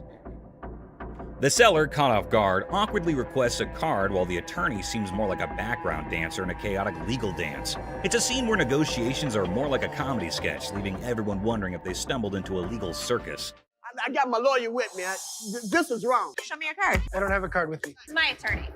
Customer unveils a questionable earring, claiming it turned his ear into a rainbow. The seller, armed with skepticism and a keen eye, dissects the earring, declaring it a fake diamond disaster. So what do you want to do today? You want me Can to I get figure my out? money back? You want me to figure out why your ear's turning a different color? Is that a real diamond?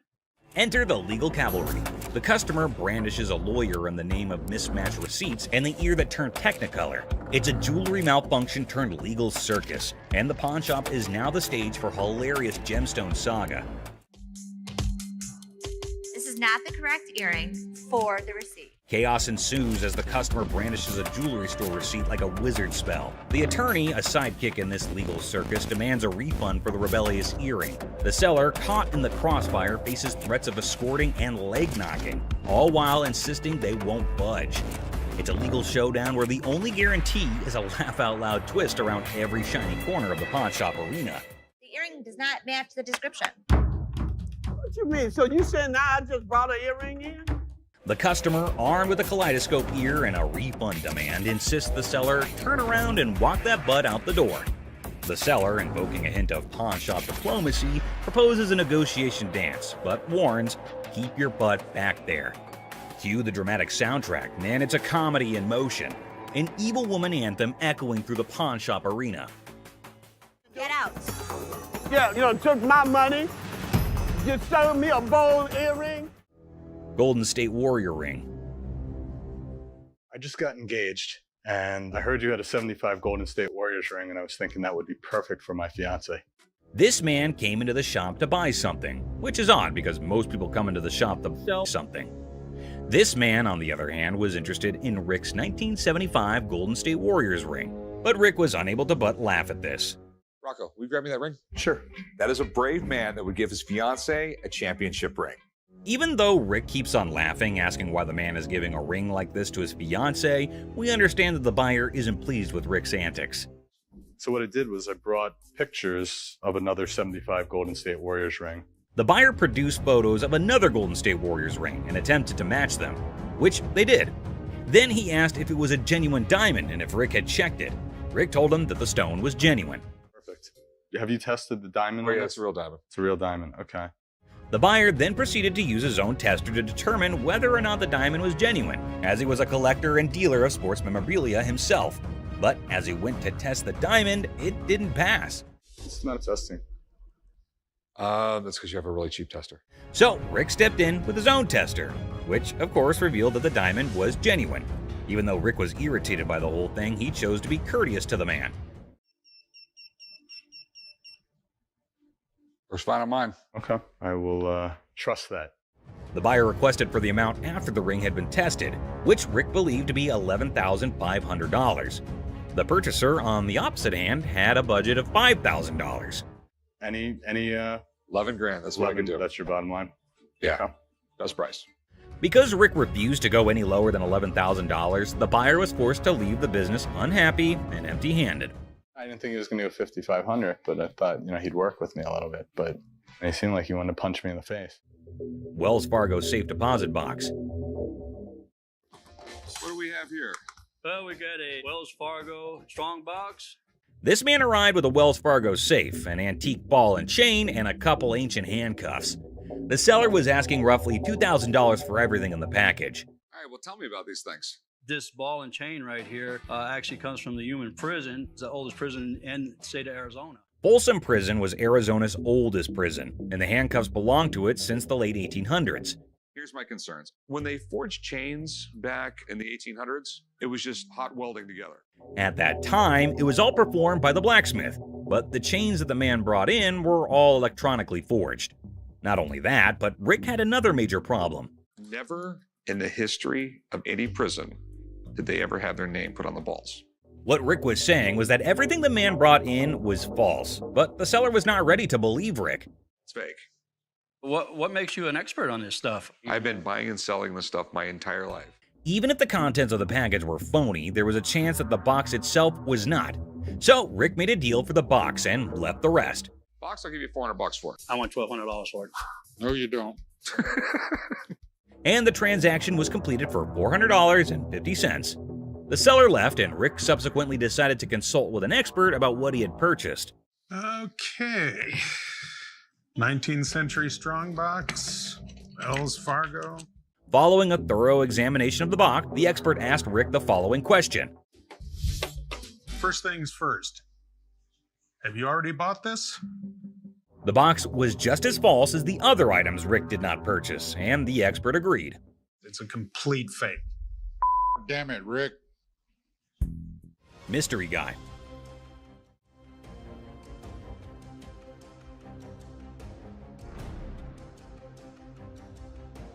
Right there. Here they come again. Hang on to your hats, folks, because we're diving into one wild tale. Picture this, a mysterious dude looking like a secret agent casually strolls into a pawn shop, acting like he owns the place. The shopkeeper, eyes wide open, can't help but stare at this walking enigma. I mean, who wouldn't? He's like a riddle on two legs.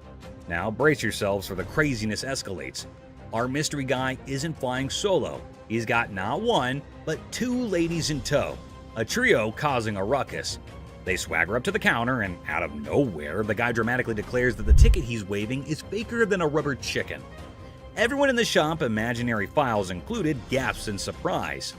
Her on the ring, or get the ring back. She's got a receipt. Let me explain to you. This is a counterfeit ticket. Hold on to your giggles. The shopkeeper, smelling something fishy, turns into a detective. With a sneaky grin, he tells the trio to chill and confidently says, "I'll prove it's a fake." The suspense builds as he brings out the real ticket, examining both like he's some ticket art connoisseur. This is the amount of numbers that are here. Okay. Number 2 is state law mandates. Hold on to your funny bone. The shopkeeper spots the differences quicker than yelling "fake alert" with a big old grin. He declares, "Nice try, folks, but your ticket is faker than Monopoly money." Cue the imaginary mic drop in the background.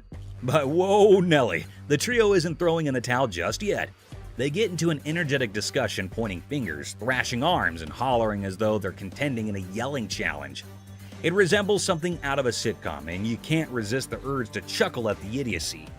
In the grand finale, our mysterious guy and his partners in crime admit defeat. Looking a tad embarrassed and probably feeling a smidge silly, they storm out of the pawn shop. The shopkeeper, now a hero in counterfeit ticket detection, is left with a bunch of baffled onlookers. And there you have it, a hilarious adventure that's weirder than fiction and funnier than a clown on a unicycle. Comedy gold, my friends, comedy gold. Gun cabinet. Well, it's a desk, but it's not really a desk. It's actually a gun. So what this woman brought into the pawn store was not anything that was common. It appeared to be nothing more than a plain desk, yet it was far more than that. It's a gun desk. Yes, when you push down on the inkwell, a bullet fires out through the trapdoor. When you press down on the inkwell, a bullet fires out through the trap door, and this desk transforms into a pistol when the time comes. If I sell it, that's fine. If I don't, I'm okay with that too. Thus, the merchant visited the business not exclusively to sell the weapon work area, yet additionally to figure out more about it. She needed to realize who possessed it, the way things were utilized, how old it was, and other such data. I was trying to figure out how to open it and had a really good look inside it and said, While hunting for a nice little desk, she came across this one. But when she got it home and attempted to open it up, that's where she discovered it wasn't what she thought it was. I've seen desks with hidden gun compartments, but I've never seen a desk as a gun. Rick thought it was something out of a James Bond movie, and he was so engrossed in it that he forgot he was actually pushing his face against a gun. Do you mind if I have a buddy look at this thing? Because I am just completely lost here. Not at all. Rick believed it was best to have an expert look at it after taking a closer look, so he called one. Gun. This is the gun. What? The master had never seen anything like it and had no clue about what it was utilized for. Yet, in lieu of what he saw, the master reasoned that it was made somewhere in the range of 1890 and 1910, which was an issue. Even though he couldn't guarantee it, the Pawn Stars may buy it in a gray area. Bring it to a gunsmith and have him professionally deactivate the mechanism. Then it can be legal to buy and sell. The only way to buy and sell it legally is to take it to a gunsmith and have him deactivate the mechanism. Only then can it be simply and legally acquired and sold. I wish I could help you out more. It's just one of those things. Thanks for bringing it in. Oh, you're welcome. Orange Bowl ring. I decided to come to the pawn shop today to sell my Penn State Orange Bowl ring from 1973. This individual then brought in an Orange Bowl ring from Penn State in 1973. He was in the shop trying to sell it since he needed the money for upgrading his house, and he reasoned that it must be valued at least $1,500. Where'd you get this? I went to Penn State and guy down the hall played on the team, and he needed some money, and I bought it back then. The seller claimed that one of the team members needed some cash and that the only thing he had was that ring. Thus, the man paid him the necessary funds and purchased this ring. It was Jeff Clark. He didn't play too much, but he was an outside linebacker for the team. This particular ring belonged to a linebacker named Jeff Park, who was a member of the squad even though he didn't play much. What are you looking to get out of it? I'd like to get $1,500. Okay. Just as he previously stated, the man wanted $1,500, but Rick needed to examine the situation more carefully before making any moves to get the ring. It was then that he discovered that the ring had a problem.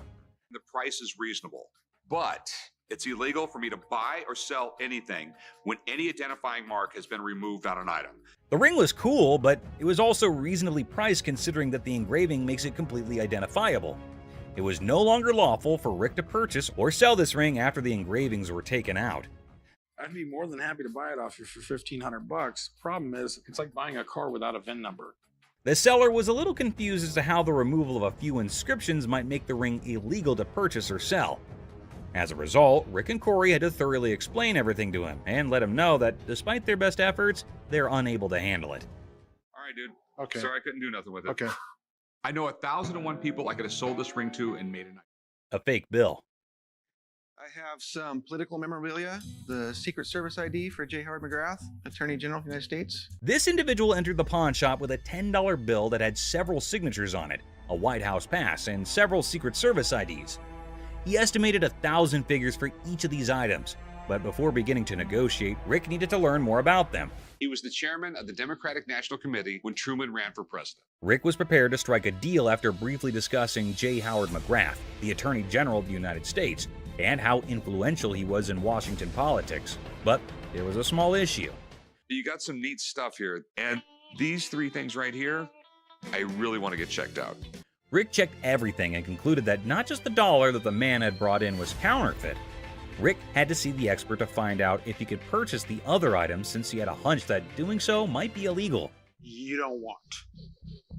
A counterfeit bill is not legal to own. The expert said that the White House pass and the Secret Service ID were authentic and acceptable to purchase, but the fake banknote was a different thing. Thanks for coming in, Mark. Not a problem. You're the best. Appreciate it. Alrighty. Now that the expert had left, Rick was prepared to strike a deal. Aside from the fake bill, he asked the vendor what else he wanted. Yeah, I'll give you $500. Got a deal. All right. You want to write them up? Yeah, sure. The vendor left the store with the cash and the unauthorized bill after the trade was completed for $500. Hopefully he gave the Secret Service the counterfeit bill. Harley Davidson. You got any paperwork I can see on it, or? Yeah, I got the title, but can we negotiate first or something? I mean... Now, Corey's a seasoned pawnbroker, and his spidey senses tingled the moment the seller mentioned paperwork later. It wasn't the gleaming Harley Davidson that raised an eyebrow. It was the seller's insistence on negotiation first, documents on hold. See, Corey's dealt with his fair share of shady characters, and a bike like this beauty attracts all sorts. So, with a polite but firm smile, Corey politely pushed back. Paperwork, he said, before we talk about the price. Standard procedure. You got any paperwork I can see on it, or? Yeah, I got the title, but can we negotiate first? The seller's eyes flickered ever so slightly, and that was all Corey needed. Something wasn't kosher here. Now, Corey isn't just sharp, he's thorough. Those papers, discrepancies galore. Dates that didn't line up, VIN numbers singing a different tune. So Corey did what any responsible pawnbroker would do. He plugged those details into the good old computer system. What he found sent chills down his spine. Corey knew right then this wasn't just a sale. It was a potential police sting waiting to happen. Sure, the Harley was a head-turner, a chrome-plated masterpiece that could make angels weep. But for Corey, business wasn't about shiny toys. It was about integrity, about doing the right thing. And the right thing in this case meant making sure this beauty wasn't a stolen dream, someone else's heartache wrapped in leather and chrome. So, with a heavy heart and a clear conscience, Corey had to do what he had to do. Walk away from the deal, even if it meant letting that Harley roar out of his life and into the unknown. iPhone. I just got this phone that I bought here like 2-3 days ago, and this don't work. The bell above the pawn shop door jangled, and in walked a man clutching a sleek black phone. He announced, smooth as silk, that this beauty was a recent purchase, now sadly broken. The camera don't work. It keeps freezing and like that. He claims that it's just too irritating to use because the phone freezes frequently and the camera doesn't function. Did you download a camera function? No, it clearly got a camera. Why would I have to download it? When it was questioned if he had downloaded the camera feature, he became very irate. If he's telling the truth, then why does this inspection set him off? And why was he even being questioned about getting the download? That isn't how it operates in any case. You got your receipt? No, I ain't got it with me. I ain't bring it. First of all, we don't sell it. We can decide right now whether the client is attempting to misdirect. Rich, the seasoned pawnbroker behind the counter, felt it too. That intuition honed by years of dealing with all sorts, that sixth sense for trouble, it was screaming at him. This wasn't just a customer with a broken phone. It was a game, a play in progress. As soon as you give me that receipt, I can see what I can do for you. I don't have my receipt. I just clearly told you that, man. Clearly, you told me that. So Clearly, I have we to tell need to you either fix this that or... without the receipt, there's nothing I can do for you. Rich yells, "Are you messing with me, man? You came for a new phone, but you don't have a receipt?" However, the man persists in insisting that all he's asking for is another phone. If he said clearly one more time, I was going to clearly have to knock his freaking head off. We're all aware that Rich needs the receipt. You, my man, are not. Who sold the phone to you in the first place? Somebody. He here. When questioned who exactly had sold him the phone in any case, he quickly pointed at any random employee. But we haven't had one of those up for sale since I've been here in 6 months. I mean, I just seen you in 2 weeks. Furthermore, it appears that the youngster he pointed at didn't know why he was being called for. Thank you very much. I appreciate you coming on over here. You can go back to selling that computer. All Rich knows is that it's an iPhone, but he's more irritated by something else. What's more, clearly it was working out. Can you go show him how it works? Take a picture out in the parking lot. And then, like a burst dam, the story spills out. The phone wasn't his. The purchase was a shady deal in a back alley. The frustration wasn't with the camera. It was with the consequences. The cold sweat of a gamble gone wrong. With a sigh, Rich ushers in the man and his broken phone out of the shop. The heavy silence echoing their unspoken pact. The truth had been told, the game was over. That's all for our video. We hope you liked it. Please comment, like, and subscribe. Don't forget to hit the notification bell for more videos like this. share it with your family and friends. See you next time. Christina stealing money. Here's something curious happening. Les seemed to be very angry over that man. Don't know what that man was doing there and what he had done, which made Les angry. Let's see what will happen. Ant stole the leftover money. Everyone there is so angry. What is going to happen now? Les is curious as he is sure that Christina cannot do this kind of stuff alone.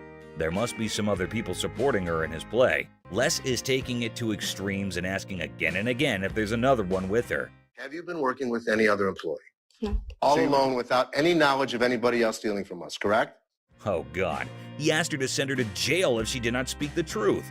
Oh my God, things are getting worse. She's not telling anything. Mother-daughter fighting. So there's a woman coming with her daughter. She showed some pieces of bottle and a collection of stamps. According to her, it is worthy, but actually it is not. Les asked her that it is not that worthy. Oops, the mother got angry at Les. Because for her, they are worth everything. What will happen now? So what you got? I got some really expensive stuff. Show me. Oh my God, the daughter charged a fire against her mother. You better don't. No, you. Girl, what the hell wrong with you? She triggered her and insulted her for her useless collections, and oh my God, look, they're about to have a deadly fight. Oh God, the mother scratched her daughter. Les is stunned. They don't want get off my. What the is wrong with you? The mother and daughter are having extreme fighting conditions. Everyone around is watching them. Les is stunned and did not have any idea that this would happen, or it might be very casual to them. Get the up now. Okay, the guard has been called. The mother is still beating her daughter well and doesn't want to argue anymore. Both are screaming at each other. The security guard is letting them out. Oh my God, how embarrassing and strange it is to see mother-daughter fighting like that. The security guard gets them out and everyone is laughing at them. Astonished Les. I had to intervene. Okay. You don't know who the Man threatening Les. So a man entered the pawn shop and headed straight towards Les. Seems like it would be a happy deal with that cool customer. Okay, the man had an anniversary today, and so both are sharing some joys together. Seth and Les's fight. Les and Ashley seemed to be discussing some serious stuff. Felt like something serious had happened. Giving a 40,000 square foot free-for-all back there? That's no policy. What do you think brought us to here, Seth? But Seth is not getting anything. They are having a fight. Owned the shop better than him. Les is stunned. Everyone around is listening and is terrified of what will happen now. It's outdated. I can run this place better. I know exactly what needs to be done. I want the opportunity to run this place. Les is going to take everything very seriously. God knows where that anger will lead both of them to. Les is tailoring Seth that he cannot do anything, and without Les, the pawn shop would close. No one can run the shop better than Les. But things are not getting cool. Seth yelled after Les and got out of the cabin. Ashley, listening to all this, is making fun. God, it is not that serious. Well, Les in his anger was constantly getting furious over that debate. Man got beaten by Les. Well, people, there came a black young boy towards Ashley's counter. Ashley asked him, "Greetings. So, is he here to sell something?" So you want to just pawn it, right? Because you want to be able to get it back? Yeah. How much are you looking for? Is this enough to pay rent? Hope so. It will be a good deal for that man, until or unless something happens. He is here to sell the ring of his grandmother who just passed away. Well, a really sad news, but it won't affect the deal because business is always a business. He wants to sell this ring to have some money in order to make some funeral arrangements. Well, whatever the cause is, Ashley checked it out, and to surprise, it wasn't real. Do you have anything else? Because this unfortunately is not real. It is a fake gold, so it can't make money. This statement made the man angry. He started shouting how strange and creepy it is. He should not react this way. If the ring is not real gold, it is not someone's issue. He should take it out with himself. He started yelling at Ashley, and Ashley is just controlling herself. I need to speak with somebody else because you irritate me flat out. She does not want to create some mess, but he's not stopping. I think he wants to insult himself. It will make things go mad. He is extremely screaming and trying to hit her out. That crazy man is calling death. The guard came who held him up and set him onto the floor. He's trying to beat Ashley and getting over her. Don't tell me what to do. Don't put your finger in my face. Well, the guard is keeping him away. Les is here. Matter is gonna be very serious. That man is not understanding the matter, still trying to fight. Guard taking him out of the shop. Les is joined and is getting angry over that man. Les and the guard beat him and get him out. Oh my God, what a fight. That crazy man. Alright, buckle up for some wild tales from the pawn shop universe. A dude walks in trying to return a wonky iPhone, swearing he got it from here. Plot twist, no receipt, and he even tried blaming a random worker. Now, that's just the tip of the iceberg. We've got ladies claiming purse hostage situations and others pulling broken TV emotional sagas. Here are the scammers being caught on Hardcore Pawn. This dude who gets totally jacked in Detroit loses everything, even his watch. So he hits up this pawn shop to sell some stuff and make his way back to sunny California. Good, man. I'm Les. Philip, nice to meet you, sir. I'm here from California to do some construction, buy some homes. Made a wrong turn, got robbed, and everything, dude, all my cash. I got nothing left, dude. I got a watch. I'm trying to get some money so I can get back to California. Les hears the guy's sob story, feels some sympathy, and offers $80 for the watch. Not a fortune, but the guy was probably expecting pocket change, so not bad, right? How much did you need? $300-400 just to get on a plane or a bus. He brought me in a watch, a good brand, but it wasn't worth the kind of money that he was asking for. Well, the bad news is those aren't diamonds in it. What do you mean? It's glass. No. Yeah. No way. I can go $80. $80? But no, our hero feels insulted, thinks his watch is gold or something. He's like, bro, normally I get $500 for this watch, and you're offering me 80? Rip off. Normally we go 50, but I'm gonna give you 80 because I like your story. Les isn't budging though. He's standing firm at $80. Now the guy's boiling, calls Les and everyone in the shop garbage. Like my story? So getting robbed is a good story. No. I came over here to Detroit and you guys robbed me. I didn't rob you. You might as well have. You're trying to give me $80 for my watch. How the is that not robbing me? You're $30 more than we normally go. Detroit, man. This ain't gonna happen in Orange County, man. People who are here are garbage and you're garbage, man. You. Don't come in with us, because we'll you up. Then bam, it's on. Our guy tries to snatch his watch back, but Les is like, nuh-uh, not today. Things get spicy real fast, but he's having none of it. Fuck, that's the Detroit way. Go. Yeah. Give me my watch. Outside. Give me my watch. No, give me my watch, please. Give me my watch. Outside. Give me my watch now. Get your hands off me. Or county. A lot better than this. No one's gonna with Detroit. In the D, we are all tough. Let's go. Let's do it. So this customer walks into the shop with this antique necklace, claiming it's been passed down through generations. Can you help me, sir? I'm trying to get a nice deal on my antique necklace. It's been passed down from generation to generation. My grandfather gave it to me, okay? Les isn't exactly doing cartwheels because this necklace isn't blinged out with diamonds or gold, just some crystals. But the customer's on a mission for a sweet deal, even if it's not a precious metal masterpiece. My grandfather gave it to him. But Les, being more into precious metals than history, isn't interested. So how much can I get? Well, you can't get anything. It's not diamonds, it's not gold, it's just crystals. Now hold up, Les spots the customer's rings and gets that twinkle in his eye. But the customer's all like, I want a deal on the necklace, dude. Les, though, is playing hardball, saying they only dance with precious metals. No crystals invited to this ball. Customer's rings catch Les's eye. I'll take your rings. Rings ain't for sale today. How much would you pawn this for? I won't take that in pawn because we only take precious metal. Now cue the shouting match. Back and forth negotiations, but it's like a standoff and no deal is going down. Now, take it. But I think you need to work something out with me, man. What he standing here for, man? Tell me, brother. It's antique, man. Nope. The customer tries negotiating with Les, but no deal is struck. The security, though, offers a deal of their own. Customers are not thrilled, yelling about deals and fairness. It's a bit of a scene, you know? But here's the twist. Les finally gives in and says, all right, give me those rings. Customer storms out, still yelling a bit. Whew, man. Antique shop life. Am I right? An antique, bro. I don't want to talk. Me and you.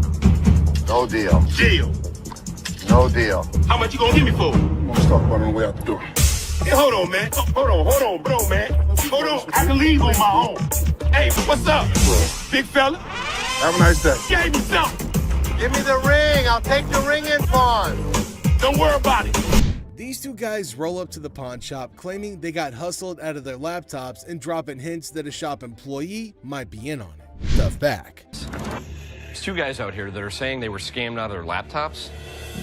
Les, the big boss, gets called in to handle this mess. As the duo spills their story, turns out they handed their laptops to some lady outside the shop, lured in by the promise of cash and laptop return.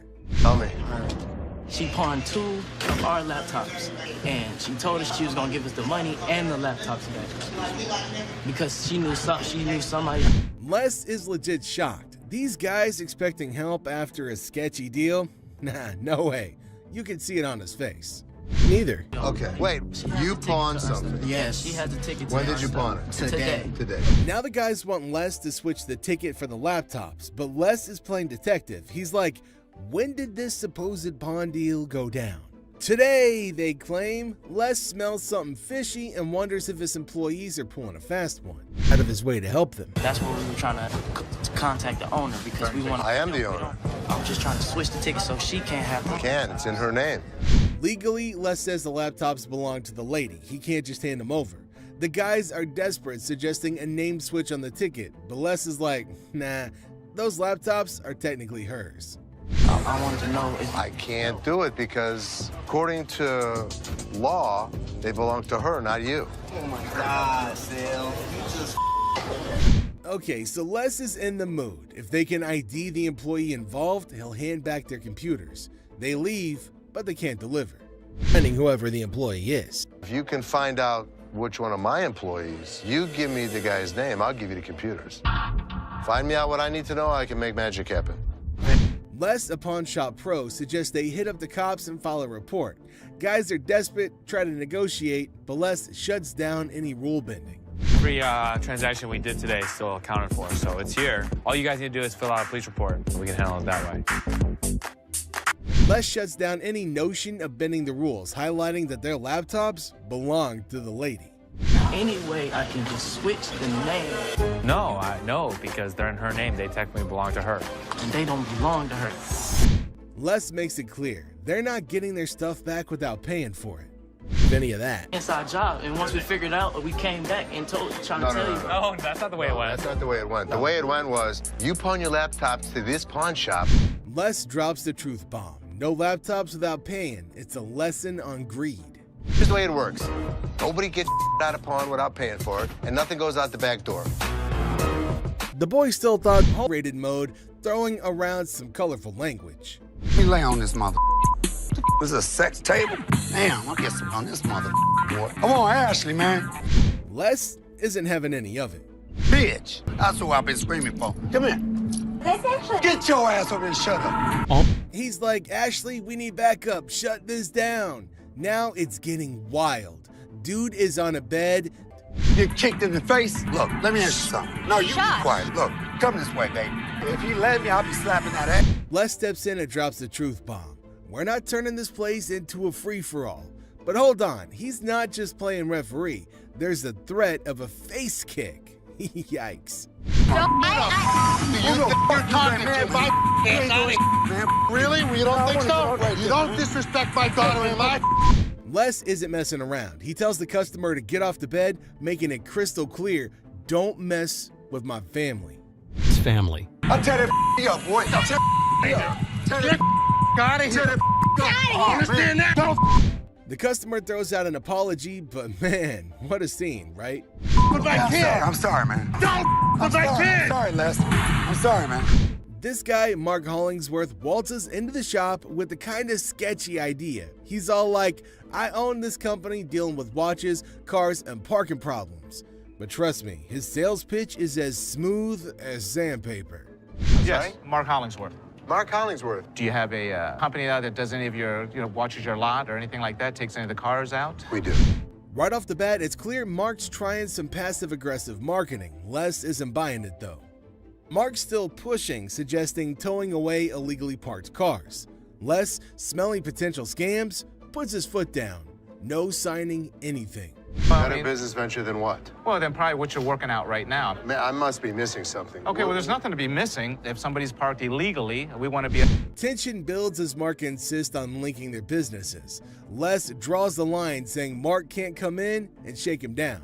It gets really intense and Les gives Mark an ultimatum. Leave or get tossed out. I want the business. We're kind of working the area right here. What does that mean? Well, I'm going to give you... Les, not one to back down, successfully kicks Mark out. Mark, feeling a bit defiant, says he'll be back, but Les isn't bothered. He's like, "You're not welcome here." But he just won't get a clue. This is going to be our business as well. No, it's definitely not going to be. Listen. No, you listen. You are not coming into my business and trying... Very nice way to promote a business. Here's the way it's going to work, sir. You can leave nicely, or we can throw your ass out. I tried coming in here. Nobody comes in here shaking me down. Do you understand that? Les has got grit and refuses to fall for dodgy deals. Mark's attempt to twist his way into a business thing totally backfires, leaving Les with one message. His pawn shop isn't a playground for shady schemes. I'm not leaving anywhere right there. Yeah, of course you're not. I'll be back in. All right, come on back. And him, and... Well, at least they managed to buckle up for this one. A dude storms in on a mission to find the perfect anniversary gift, a watch for his wife. It's their anniversary too. Sweet vibes, right? The next customer comes to the store in search of the perfect anniversary gift. I need to get a watch for my wife's anniversary. It's not your anniversary too? But hold on, he hits us with a curveball. Wants to trade in a necklace that supposedly belonged to his grandma. Mine too. She said, this belonged to my grandmother. Probably worth a lot of money. I just want to bring it up and see what you think. Maybe we'll do a trade for a watch. Plot twist. Les finds out it's a fake. Oof. But this dude still got game, pushing for that watch trade. When he discovers that the necklace he brought is fake. Well, do you really want me to tell you what I think? They're not real. But it was fake when it was made, and it's still fake. What are you going to give me for this? I want to trade for a watch. It's fake. I'm not interested. Les ain't fooled though. He's like, nah, that necklace is worth zilch. The persistent husband insists on making a deal. Let me see what you got in watches. And so what are you saying? This is worth absolutely nothing. Absolutely. That's the situation. And then it gets spicy. The persistent husband starts trash talking Les's family. Big mistake. I am? Okay, I've seen your wife. Lucky you. Yeah, lucky me. Oh man, big mistake. Les draws the line telling him there are two things you don't talk about. Wives and family. I don't think so. This crosses a line for Les. Listen, mother. Two things you don't talk about. Wife and my family. The little boy and that. It heats up. A little scuffle breaks out and security has to step in. Badass daughter of yours. Get off of me, don't. Where you got to go, please? Les isn't letting it slide. He's like, get out and don't let the door hit you on the way. Lied. I hurt you guys so bad. Sure you will. Better get two people, fat man. Get the out of 2, 3, 4. Out the door. Ashley's dealing with this guy who I just passed. I'm sorry. I was like hoping to see what I could get for this. Okay, so whose ring is this? My grandma's. Ding! But plot twist. Ashley checks the ring and bam, it's fake gold. The guy can't believe it, goes from sad to frustrated. How much is your rent? $300. Okay. Unfortunately, it's not real. What you mean it's not real? It just makes him more annoyed. Leave. Basically, y'all sit up here and waste my time talking to you. You don't waste your time. If you have a TV, you can pawn your TV. What the I look like pawning my TV? Now he's all, I want to talk to someone else. More irate. I need to speak with somebody. Big snuggle buddy Byron steps in, sense of trouble. The guy's getting more heated and Byron's like, calm down, lower your voice. Tell me what to do. Don't put your finger in my face. Don't put your finger in. Then it gets crazy. The guy threatens Ashley. Byron's not having it, tells him to leave. But nope, the guy stays put. So Byron has to physically escort him out. Ashley and Byron are like the peacekeepers, dealing with the chaos and keeping the shop in order. Headed to threaten Ashley, an action that wasn't very well received. Bitch, I'll be back, bitch. On the ground, mother. You're talking that now, get the hell out of here. Here comes a young man eager to make a deal at the shop. A A young man comes into the shop. He's waving something around, claiming he wants at least $100 for it. Les, the owner, isn't having it, saying it's not worth that much and offers him $20 instead. To the shop. I'm trying to see how much I can get for this. I'm trying to get at least $100 for it. $100? Yeah. I won't even be able to sell it for near that. So how much can you give me, man? $20? The young man is not thrilled, insisting he needs at least $100. I need my money. I understand. Need at least $100 for this. You paid $200 for that, I overheard? I'll sell you like 4 of them for less than that. Why would I want to bow? I'm trying to get... Tempers start rising and he's yelling for more staff, demanding to see a manager ASAP. Les, sensing the commotion, steps in. $! Why is there more staff out here? Get some help. I've been waiting for an hour. I need to see a manager right now. The situation escalates quickly as the young man disrespects Les, calling him old man. On. What the you gonna do, old man? Who you calling? This sets Les off, and in a moment of rage, something regrettable happens. Les takes charge, telling the young man it's time to go, and the drama unfolds. Something he will regret later. Who the you calling him? Really, mother? I got this. I got it. You wanna give me more than $20? Get out. Les takes matters into his own hands. Time to go. Nikki's got this customer who's upset about the cash offered for her golden bracelet. They usually give me 3. Okay, gold's dropped, so... that's not my problem. She expected $300 like last time, but Nikki says it's $250 now because the gold price did a little dance. She started clamoring for a manager over and over, like that was gonna solve anything. I want to speak to your manager. What price did you give her? $250. And you need how much? 3. Okay. Just because the price of gold has gone down, that's... Now, this customer isn't having it. She's like, I want a manager. But surprise, Ashley steps in. Not a manager, but trying to explain the gold market. The customer's having none of it and wants that extra $50. You're not understanding? No, I want my $50. The extra $50. If you want to give me my extra $50. Come on! Since it's clear she won't be getting the amount she was hoping for, she decides. When she realizes that bonus cash isn't happening, the customer flips the script, blaming the gold price drop for her unhappiness. She's dead set on getting her money despite market facts. Hey. Gold has gone down. Give me my money. Is she serious? Yeah, you had to bring him around because you... But Nikki's had enough of the drama. She tells the customer to hit the road, saying disruptive behavior isn't cool, and well, she's not welcome anymore. Customers out, never to return. Here. Have a good day and walk I ain't never outside. coming back to this store. You ain't big. Have a good day. Have a good You day. ain't big. I will rob you. Have a good... A young man from Dallas walks in, all proud of the watch that his grandma gave him, thinking is worth $500. But Les takes a look and points out some issues, saying it's not worth much. A man from Dallas walks in. What you got here? That's a watch my grandmother gave me. And how much did you want? I'm trying to get $500. The guy's not having it. He wants to talk to someone who knows their stuff. Yeah, you see this coloration on the side? No. Rose color metal in there, looks like copper. I see gold. But it's not gold. I wouldn't be able to take it. Can't give me nothing. Les tries to reassure him, but things go south. The guy's all frustrated, claiming his watch is worth $500, demanding to talk to the jeweler. Sorry. Can I talk to somebody that knows what they're doing? You can talk to me. Unless you're both me, man.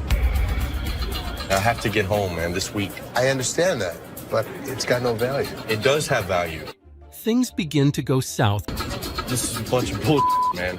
I want to pawn my watch that's worth $500. Let me tell you, you talk to my jeweler. Now, when the jeweler says it's basically worthless, things get wild. The guy goes off, and before you know it, he's getting escorted outside unceremoniously.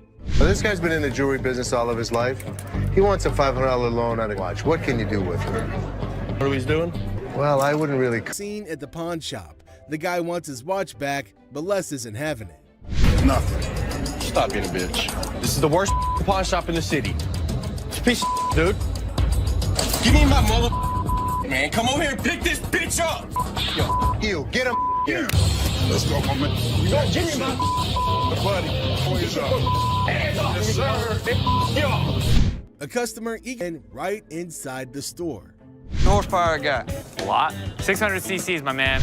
Seth, smelling something fishy, hesitates but agrees to check it outside. The customer, though, pushes to ride it down the road, making Seth suspicious of his motives. It's just pretty wild. I want to see what it's got. Can I get the keys? I want to see if it starts. I'm not turning it on in here, but if you want, we can take it outside. Now, it's clear that this customer might have some sketchy plans. Seth, playing it smart, doesn't let the guy take control of the bike. Faith in a person he just met. You can't let me take the bike down the road. Now, the customer, thinking that he's all tough, brings in a friend, calling him his dog, trying to challenge Seth's authority. Let's try it out. Who's this guy? That's my dog. That's your dog? That's my dog. But guess what? Seth's got backup. Byron and the crew. Byron is known for his muscles ready to keep the peace. The customer, yeah, feeling overconfident, tries to provoke Byron, but it backfires big time. Byron takes charge and kicks him out. Understand? Why? You got somebody that's gonna stop me? Byron. Come on. Man, I don't need your dog. Come on, dog. You get over here and take care of this light work.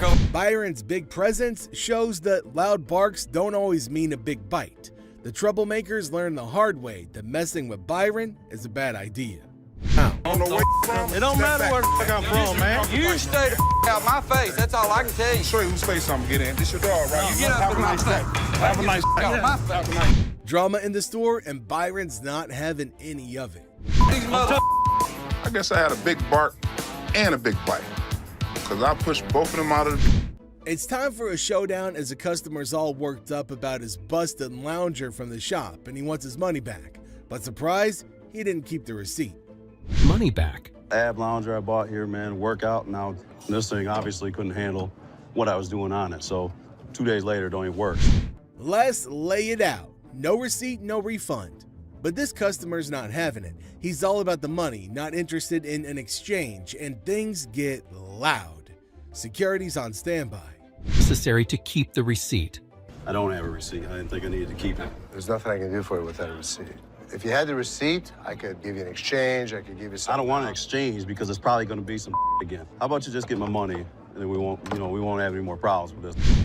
The customer keeps pushing, not caring about security or anything else. He's dead set on getting his money back, even throwing out threats.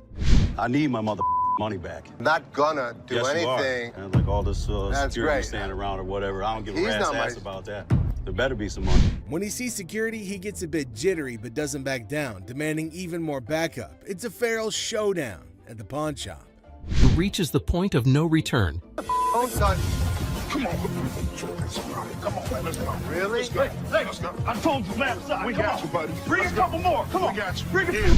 The Gold family gets hit with a shocker when they catch their own employee, Christina, in a sneaky scheme.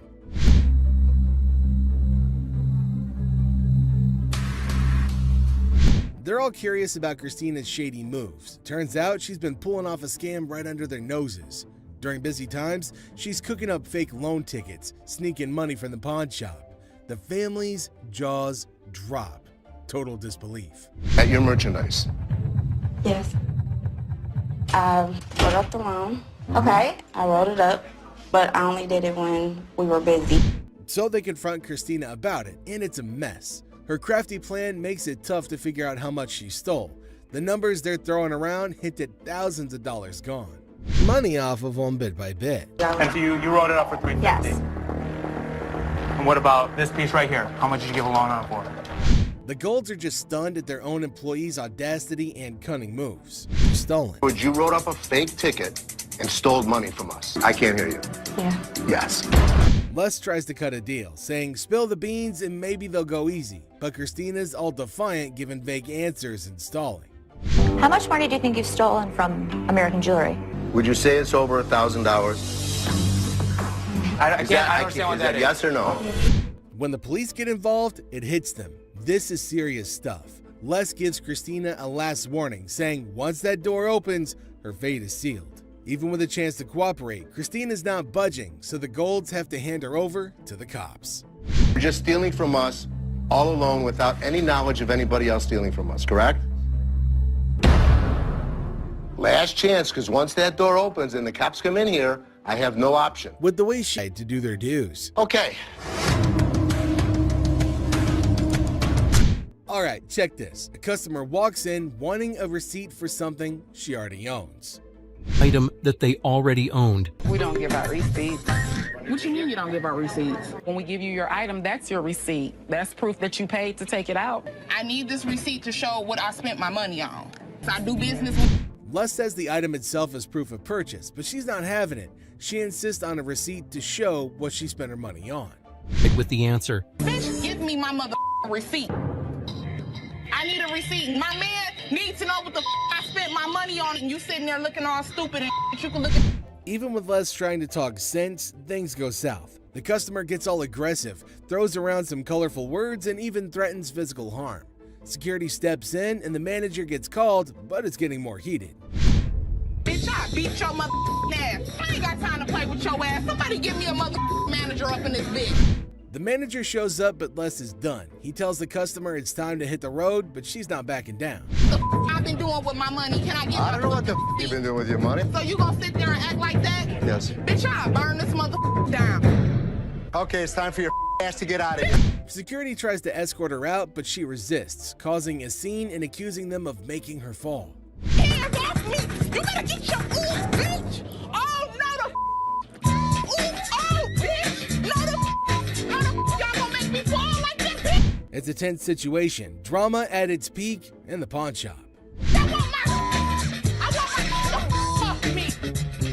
A customer walks in dead set on selling his jacket at a price he thinks is fair. Rightfully deserves in mind. I'm looking to get some money for it, man.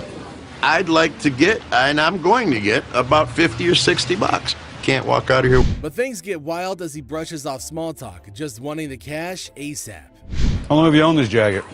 What's it matter how long I've owned it? Just give me some money, man.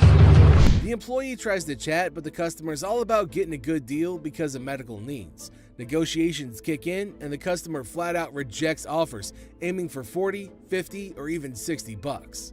Problem I need to deal with, man. All I want is some money. Give me 40 bucks, 50 bucks, man. At least 60. Now, Les, who's usually quick with this stuff, finds himself in a twist. He throws 20 bucks on the table, making things even more tense. Normally, he'd have booted him out for being rude. I'll buy it from you for 20. 20? Are you nuts, bro? Security jumps in, forming a shield around Les, expecting trouble. Not as nuts as me, though, brother. Give me You something wouldn't for it, have a man. clue how nutty I can be. I'm a crazy mother. But the customer's not backing down, claiming he's capable of unpredictable actions. Les holds his ground, hinting at the security measures, saying being reckless won't end well for the troublemaker. Imposing man. Want to get hurt today? I wouldn't be too stupid if I was you. So what if I jump at you? Oh, I don't want to do that, man. See that big gun, this mother? As things calm down, Les gives props to the security team for keeping order. The customer, realizing the odds aren't in his favor, acknowledges the security team's lucky presence. Somewhat peaceful conclusion. They're lucky they got you, man. Yeah, because if we don't have him, then we got him. And if we don't have him, then we got him. And then we got 3 other mother behind you. Actually, a customer walks in dead set on selling his watch. Put his watch in here. It's worth $820. How much you pay for it? Maybe like... No beating around the bush, he wants at least 400 bucks, claiming the watch is worth 820. Les, keeping it real, says he might pay around 7 bucks for it, but the customer, not having it, wants an F for the watch, meaning 400 bucks. 7. Come on, tell me the truth. What'd you really pay? Telling you the truth, man. Come on, you give know me you 4. did. Give me 4 for this watch, man. Come on, man. asking for $400. As things heat up, the customer starts yelling about having a baby on the way and struggling. Les congratulates him but sticks to his offer. The customer, frustrated, keeps pushing for 400 or even 450, raising his voice and venting about his living situation. Come on, give me like 450 for this watch. Why are you yelling at me? I got a baby on the way, dog. Congratulations. I'm sick of living at the crib, man. Come on, give me 400 for this watch. Then it takes a wild turn. The customer starts insulting Les, calling the place a hoe-ass place and breaking things. Security steps in, telling him to clean up his mess, but the customer's not backing down, hurling vulgarities and challenging Les. Baby on the way, they gonna do this bull to me, dog. You said it. I didn't say it. Hey, give me some cash for this watch, man. 400? I'm sorry. This is a bull ass place, man. This whole ass. Les decides he's had enough, goes around the counter, showing he won't take any disrespect. The customer, seemingly oblivious, keeps up the aggressive act. Les and breaking things. Tip dog, man. Y'all, man, that's some bull. Excuse me. Hey, bitch, pick it up. You call what? Hey, who the you calling a bitch? Security tries to keep the peace, but the customer's attitude pushes Les to the edge. It's tense, like a battleground of words and emotions in the pawn shop. He goes around the counter to take matters into his own hands. Touch me, homie, dog. Touch me, dude. I'm out this bitch, man. Y'all, man, for real. Y'all, I'm out this bitch, dog. Ashley's dealing with a customer who says his watch is messed up, but surprise, he doesn't have a receipt. Hi. Hi. How are you? Not good. I got a little issue here. What's your issue? Bought this watch from you guys a couple days ago and it's not working. The guy claims he dropped a bunch of cash but can't remember how much or show a receipt. How'd you pay? Cash? Cash. How much did you spend? I spent a lot of money on that thing, man. Okay, number one, I'm not swearing at you out of respect. Ashley, smelling something fishy, decides to play along and points out a problem with the watch. She's like, Rolex watches shouldn't have this issue. But here's the kicker. The guy throws a veiled threat, hinting at consequences if Ashley was a trained cop. Do you wear contacts? No. You can see well, right? I can see very well. What does it say? Now Ashley's not having it. She keeps her cool, uses her training, and delivers a swift response. A chokeslam. But she decided to play along with his games. Come here, I'm gonna show you exactly where your Rolex is. And by the way, if you wear a tank top, I'd advise you work out some more. So come on. The guy, realizing he underestimated the situation, backs off quickly. Message delivered. Threatening behavior won't fly in the store. Really? How about it? Get the off. Get the off. A lot of people probably don't know. I'm trying. The customer's still demanding what he thinks he paid for, but Ashley's chill. She hands back his cash, making it clear that being confrontational won't change the outcome. I want what I paid for. Here you go, cash. I want what I paid for. Bitch. A mom and daughter storm into the shop, all worked up about a stolen ring. Ocean has Ashley's attention. My daughter, and she stole my mama's ring. I need you to do whatever you gotta do, But the twist is, they spill that they've got no receipt or ID. Ashley, one of the employees, catches wind of the drama and steps in.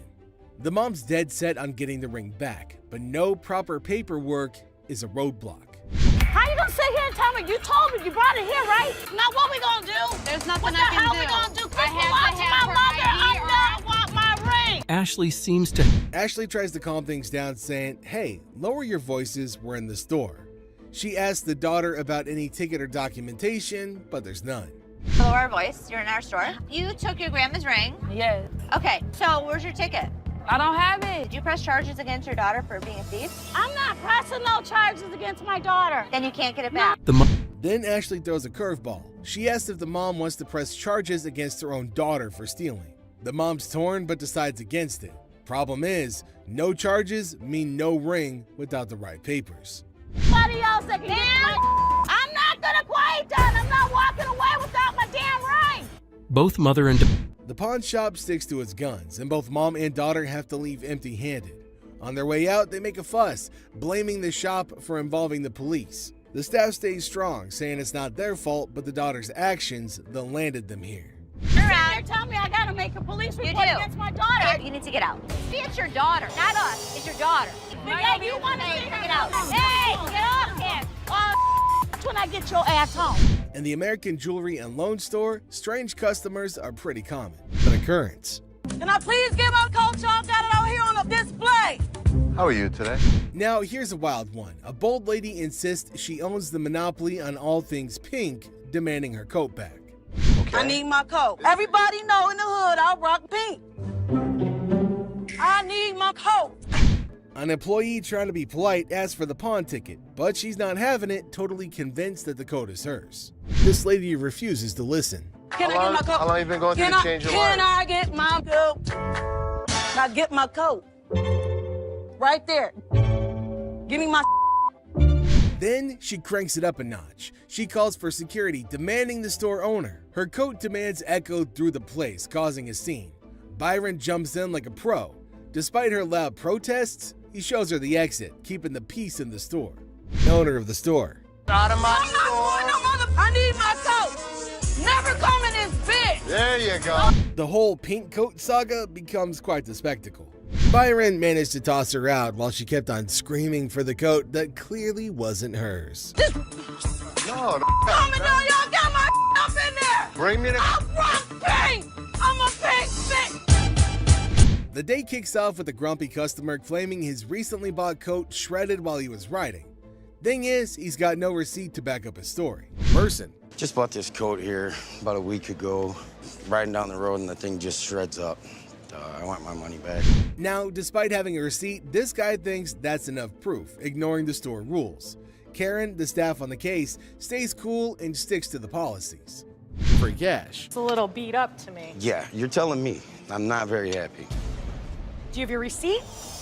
No, isn't this receipt enough? No, it's not. I need a... The customer keeps pushing for a refund on a new coat, but Karen holds her ground, saying you need a legit receipt for any fix. Props to Karen for not letting opportunistic behavior slide. Now, I want my money back, or I want another coat. Can't help you unless you have a receipt. All I want is another coat, or I want my damn... As the talk goes on, it becomes clear. The customer's trying to pull a fast one, hoping to score another coat without proper verification. But Karen sees through it, keeping her cool and not giving in. Him? He got Karen. How about I just take one? Well, I don't really recommend you... When the guy can't bend the rules his way, he gets all aggressive, hinting at causing a ruckus. Karen, though, stays calm and walks him out, stopping the situation from blowing up. That's how you handle tricky customers. Shredded to you? I'll take this whole damn wreck. Hold on, my man. Hold on, I'll take this whole wreck. Barbara and her nephew Leon hit up Seth at the American Jewelry and Loan Store, all tangled up in a TV remote drama. Barbara. Nice to meet you. And this is my nephew, Leon. Hey, Leon, nice to meet you. We buy the TV, but he got home and So Leon bought a TV from the pawn shop 3 months back, but guess what? No remote. Turns out he pawned it without the original clicker, and now they want a replacement. So you pawned about 3 months ago. yeah, so we're up here now, and all he wants is a remote for his TV. That's the barcode for the TV. Oh, you took the barcode off the TV. If it didn't come with it. But Seth can't find the remote. He suggests checking the stock, but they're not having it. Frustration kicks in, and Barbara and Leon decide to make a scene, claiming the TV had a remote when pawned. Despite Seth's confusion, Barbara insists her nephew deserves a remote. When I rebought my TV, Yeah. they didn't have a remote control. And I Right. know I pawned the TV in with Right. the remote control. Right. So Right. why I don't have it now? He pawned the TV, it was a remote to You wanna it. buy one? So you give my nephew his remote. Right. Facing potential chaos, Seth, keeping cool, decides it's time for Barbara and Leon to exit. Security steps in, escorting them out, putting an end to the chaos. Seth throws in a little note about the abundance of remotes in the store and wishes them a nice day. No doubt Seth has tolerance. You got one back there somewhere. I got lots of them. It's You wanna back get there them the somewhere. remote? Yeah, yeah. It's back there. Go, yeah, so go back there. Have a nice day. You remote thing. Karen's at the store and things get crazy. A lady seems all chill, talking about watches. Is your eye that you want me to pull out? I was kind of looking at some of these watches. Did you see her? But hold up, she suddenly accuses another customer of swiping her invisible phone. Yeah, you heard it right, invisible. Karen, cool as a cucumber, questions the crazy claim. Giver is Byron's services. Where the hell is my phone? Something wrong? Yeah, my phone. I just let my... Did you take my phone? Take your phone. Turns out no phone was missing. Karen, with a bit of sarcasm, asks if someone took her invisible phone. Drama alert. The innocent customer is just baffled. For Karen. Get the manager. You Calm down. Ma'am, there was no phone on the I laid my phone there. The lady, frustrated that her trick failed, goes off. Karen unknowingly adds fuel, mentioning the end of the lady's gangster years. Boom. Emotional explosion. Knowledge of. Yo, y'all better get this lady because I ain't got nothing. Please, Yo, listen, this listen, crazy listen, damn listen. phone. Crazy. Trying to chill things out, Karen tells the lady to calm down. The store, once quiet, turns into chaos. Karen's dealing with it, but man, unpredictable customers make it a wild ride. Proves a little too much. Your gangster years is over with, baby. Calm down. You ain't gonna need that cane. Go ahead. Karen's handling of the situation. Oof. Pay man, put the cane down. Chill out. Gangster, calm down. Would you calm down? You ain't that bad. Calm down. I am. On what seemed like an ordinary day at the shop, a quirky customer shows up at the shop claiming he wants to pawn some stuff. But get this, he's only got pictures of the items. But I got some pictures. I don't want to bring them up here. It's cold outside. Right. I got this one right here. Yeah? Nice little clock. Seth, being the sharp guy, quickly spots something fishy. Those pics look like they're straight from the internet. Sus, right? Well, Seth ain't playing around and says, no way I'm giving you a quote without checking the real deal. How much are you looking for? I'm looking about $500. I can't quote without seeing the actual merchandise, because just because you have a picture of it doesn't really mean that. The customer wants a $500 quote, but Seth is like, hold up, I need to see the actual stuff. Now Seth's on point. He knows pics can be deceiving, but the customer won't budge, and Seth's suspicion grows. Without checking the goods, Seth says, no quote for you. You interested?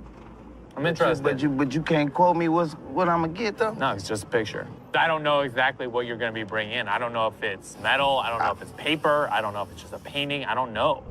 But the customer's persistent, not showing the item. Seth's had enough, and he calls in Byron to show the guy the door.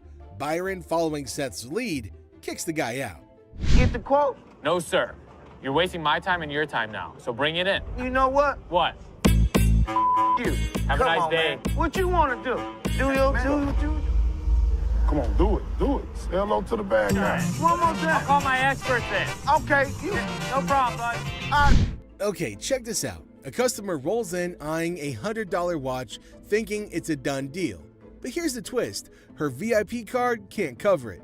Just the basics, you know? She suggests her VIP card is like a gift card, and Byron's trying to clear things up, but she's not having it. All the drama starts.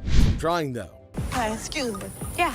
Hi, I'm looking for a watch, maybe about $100. $100 isn't a bad deal for a pretty watch. The customer expresses interest in a watch priced at $100, seemingly content with a deal which includes a $6 tax. It's really Looks good on you. It was 100. 100? I'll take it. Okay. Now we add tax on that. 106. All right. Now outside, Byron's still explaining like, no loss, just a card thing. But the lady's not getting it. She goes on a name-calling spree unless the employee is left scratching his head at the unexpected drama. Store. She should go there. Maybe they sell watches too. $100 gift card? $100 gift card. These are not our gift cards. The situation goes wild. Insults flying, unfounded accusations, and Les is caught off guard. It's like a crazy ride dealing with customers who expect the moon and the stars. The lesson here? Some folks take things way too personally when things don't go their way. Drama everywhere. Byron can explain the situation to her outside the store. So you telling me I'm losing $100?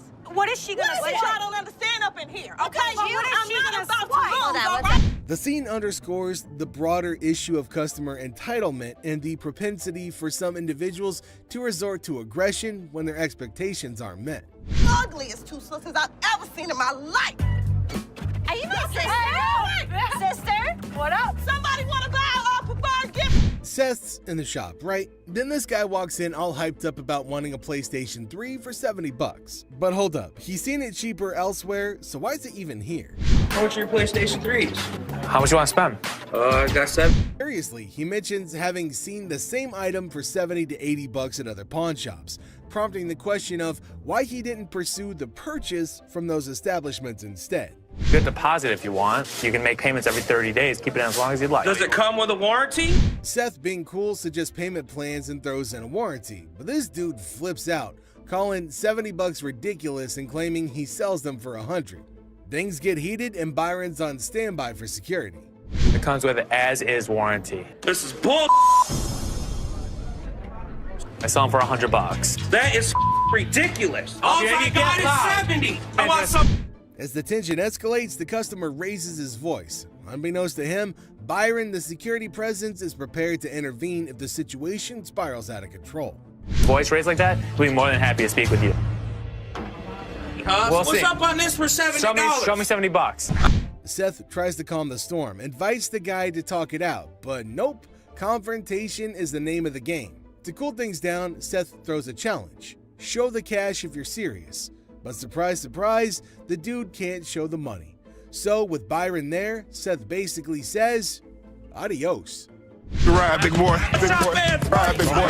Time to push me, big boy. Here we go. What you want to do? You think I'm about What you want to do? I come down this my level, beat your ass down here. Les is just doing his thing when suddenly a lady rolls in all fired up saying, I want my money back. Station. I want my money back. I paid you $500 for this purse. I want my money back. Now, she claims that she dropped $500 on a purse and now thinks that it's fake. But here's the kicker. The store doesn't do refunds for sold stuff. Les, smelling something fishy, asks for a receipt. You know, proof of purchase. But she's not having it, gets all sassy and threatens legal action without any proof. Staff member scammed her. Let me gain my composure before anybody... Don't gain your composure. Before somebody goes... Give me my money back. You sold me a fake purse. The purse. Now the receipt drama heats up. The grandma, still sassy, insists on a refund without proof. Les stands his ground, asking for some proof. Then she goes all dramatic, threatening to wreck her own cigarette. Les warns her, but she's still not stopping. Ma'am, do you have the receipt? I didn't give you a second when I gave you my money. Ma'am, I'm trying not to really You took my money and I won't. Show me the receipt. I don't have a receipt. The lady's disruptive behavior goes a step further as she threatens to destroy her own property, a cigarette. Les, recognizing the theatrics, warns against willful destruction and adds more potential claims to the already contentious situation. I please have my money. No, that's how to start it. You know what that stands for? What is MK? I want my money. Things get crazier. She starts making threats, even talking about hurting people. But Les, cool as a cucumber, says her threats won't shake him. I'm not. Put your cigarette out. Put it out. Get your hands off me. Put your cigarette out. Get your hands off me and I'll put it out. Give me my money. That's all I want is my money. Give me your card, because I'm going to sue your ass. I'm going to bust. I'm going to hit you. You're not going to bust nothing. I'll hit you. Well, I go got ahead. a son I've been big hit by enough to much hit your harder. Go ass. ahead. Well, get him. Yeah, right. All right. Stupid ass mother. A lady walks in thinking she's got a real gold chain to pawn, but the employee Ashley spots that it's fake. Now she wants $250 for it, but Ashley's like, nah, no can do. It's not real. The item was a fake after taking a look at it. Pawn this train. Now this lady starts making a scene, yelling and demanding the manager. Ashley's not backing down, standing her ground against the chaos. Okay, for how much? I want to get like $250. We won't be able to take this Why you want me to take it? because it's not real. What the It is real. Ashley steps up, the lady still claiming her fake chain is real. Ashley's not having the yelling, setting a rule. No screaming allowed in the store. I want my money for Hi, this. excuse me. Why are you screaming? Excuse me what? Get my money. This isn't real. It is real. You're not. Ashley, determined to maintain order, sets a clear boundary, emphasizing that screaming will not be tolerated in the store. Come and get it. One way or another. All right, well, I'll come and give it to you. Yeah. Why the keep saying it's not real? You will not. Plot twist. Ashley offers a deal. She'll check the lady's watch, but no more screaming. The lady suddenly gets all chill, realizing she needs to cool it down. What can I get? Let me see your watch if you want me to help you. Hello? If you yell at me one more time, I'm seriously gonna ask you to leave. I am not in the mood to hear your loud. Now Ashley sees a chance to help. She suggests pawning the watch for $250, and the lady, now calm, agrees. Ashley smoothly guides her through, proving that she can handle the drama while keeping things respectful. Drama sorted. Do you want me to let you pawn your watch for $250? I'll take the $250. Wow, changing a tone now. Yeah. Want to follow me this way? Thanks for help. There's this guy who claims to be the last good man, but Seth's not buying it. This guy knows what he wants. Cameras in this case. And Seth is all set to help him. Looking for cameras. What kind of good cameras you got? Whatever you need. Yeah, so some point and shoots okay, right over here. Let me look at this black one right here. But hold up, trouble's brewing. The guy admits that he's got a short-term memory. Seth, being savvy, suggests paying up front. But Mr. Forgetful wants to shop around first, planning to keep the camera in his pocket. Seth's not vibing with that logic. We'll be shopping around. That's fine. Let's pay for it now, and then you can keep it in your pocket, and then you can keep shopping. Why can't I just pay for everything at the end of shopping? Then I'll hold the camera until you're... Seth, smelling something fishy, won't let this guy stroll away with an unpaid camera. The customer protests, but Seth sticks to the rules, unfazed by the store's criticism. Hold on to your camera until you're ready to buy something. But it makes no sense. I'm gonna buy the You know camera. what? The best part of being the owner of this place, it doesn't have to make sense to everybody as long as it makes sense to me. Offering to pay up front, the customer isn't happy and throws shade at the store. Seth, cool as a cucumber, shows him the door, keeping things in check. Thank you, sir. But I want to buy the camera. Sure, $90, sir. Your store is a bunch of You can leave, sir. No, you won't let me buy it? Have a nice day, sir. I'm still shopping. Store sucks. A lady storms into the pawn shop, dead set on getting back her shiny new Dell laptop still in the box. It's a brand new Dell in the box, never been opened. Never been open. Yes. Let me see. The shop says it was pawned, but she insists it wasn't. The employee checks the system, and yep, there's a code saying that it was pawned. Now, she's not buying it and accuses the shop of shady business. B-O-W-I-E. She got something in pawn? Yeah, she does have. Refusing to accept this information, the customer accuses the shop of hiding her belongings without reason. However, the employee explains that there's a valid code for the item. Trying to keep it professional, the employee explains there's a legit code, suggests going to the windows for help, but she's not having it. Instead, she's getting more worked up, doubting the shop's honesty and integrity. Oh, you have you for a code, so you can go right over to the windows and they can take it. No, I want my computer. No, you have a fur coat in pawn. And I understand. And here's where it gets wild. She starts thinking that there's some big conspiracy against her. She's convinced the shop is teaming up with the rich tycoon to snatch her laptop. Things take a turn for the absurd. Y'all don't know how to talk to nobody, and I guess talking. I'm the little dog that you can just You ain't tell no little me, dog. You're taller than I am. With a poor bitch's computer, check and give me my. Her frustration peaks, and she goes from claiming to be a sweet Christian lady to dropping a string of curses. She's a nice, polite Christian woman. Yeah, right. I think that you are being so despicable. A customer walks into the pawn shop all upset, thinking it's some charity spot. Now she's on a mission to get back her 2 TVs, claiming they were stolen. But here's the catch. No ID, no ticket, and she's causing a scene. 2 TVs. I need your ID or the tickets. My what? ID or your ticket. The employee, being the voice of reason, explains this isn't a police station and suggests filing a report. She won't budge, insisting on her TVs pronto, even offering her name instead of proper info. The employee stands firm, saying they need a police report. If your items are missing, you should go to the police to complain, not the pawn store. I have no ticket or no ID, my stuff.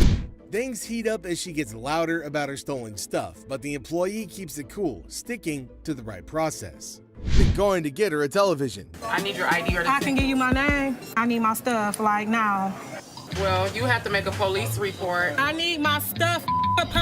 In a surprising twist, the employee decides to play along with her need for drama. Customer goes all out, banging on windows, but the employee holds the fort, following store policies. When she won't leave without her way, the employee calmly shows her the door. Ma'am, is there an issue? 2 TVs was stolen, a ring, and I just drove up here from Flint. I need my. I'm not the police. Look, I just want my.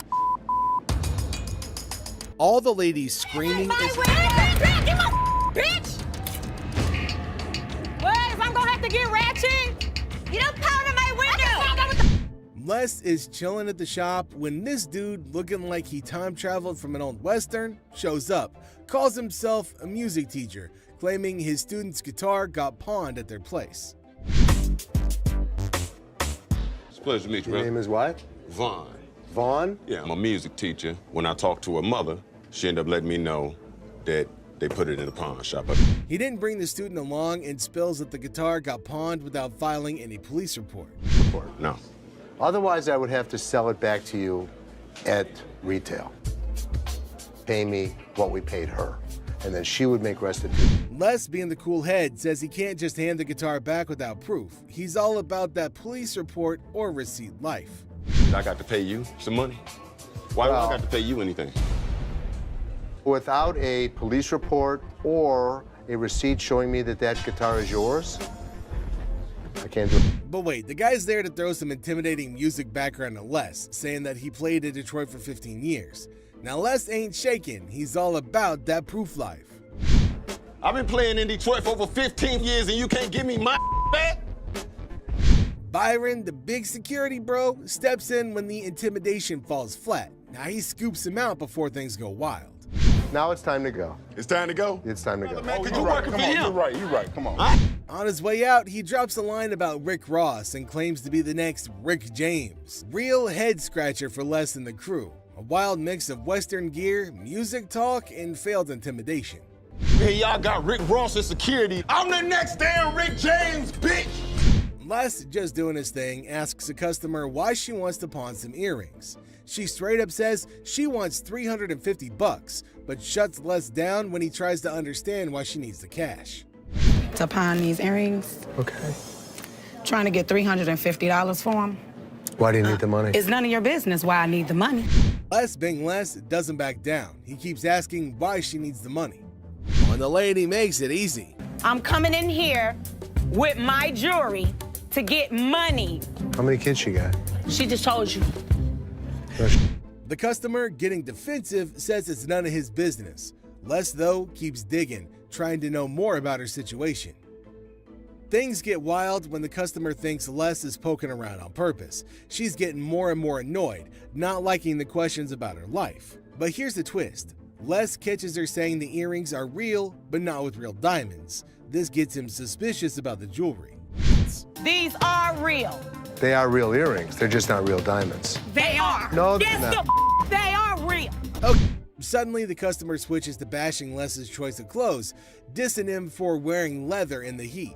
That leather coat you got on. It's 1,000 degrees. Who the wears leather? I ain't leaving this bitch. Les's ears would ring for the rest of the day because those ladies weren't stopping talking, and it turns into a full-on heated exchange with insults flying around. But Les stays cool, sticking to store rules. Wrinkled up probably ain't had no years. Supposed to be jewelry and long. Boy ass shot. Raggedy. Okay, get this. A lady goes up to Ashley saying she needs cash for her silver ring to replace her lost dentures. She spills the story about her kids flushing both sets down the toilet while playing. Got a little bit of a problem. Can't imagine why. My kids were playing around last night, broke my teeth. So they How'd were they playing. bring them? They flushed them. Ashley, all ears to this wild tale, wants to know more. But what I'm trying to do is sell this so I can get more.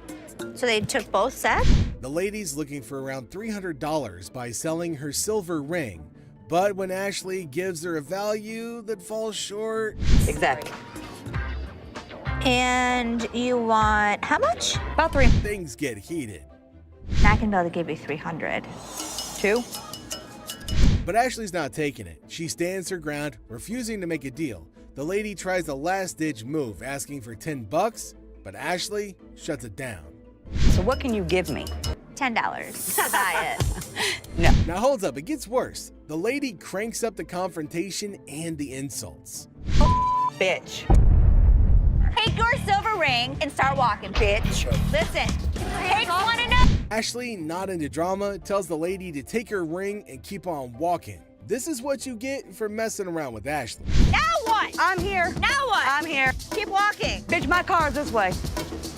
Lucky Ashley not. Leslie's dealing with a situation at the pawn shop where 2 customers claim they pawned a $10,000 ring and want the remaining money or the ring back.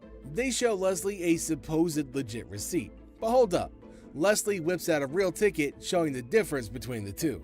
Client brought in a $10,000 ring here, and she wants to either collect the remaining money owed to her on the ring or get the ring.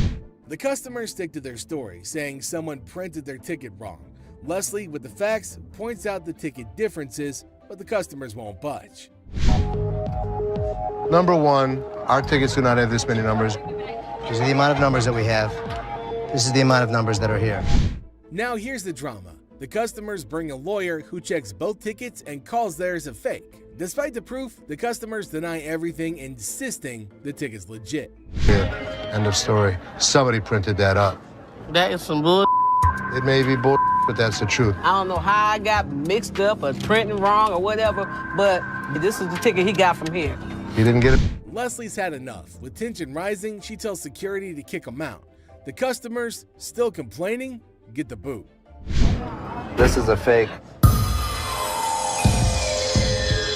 Now you side with them. You're not representing us. I'm representing if you, I but don't you- get my ring or my money for them, how you gonna get paid? You brought in a fraudulent ticket. I didn't bring no fraudulent ticket. This ticket came. You from just as fake as the mother gave us the ticket. How about that? No, I don't believe that the store gave you this ticket. Nah, well, I don't believe you a real attorney. We ain't got it right.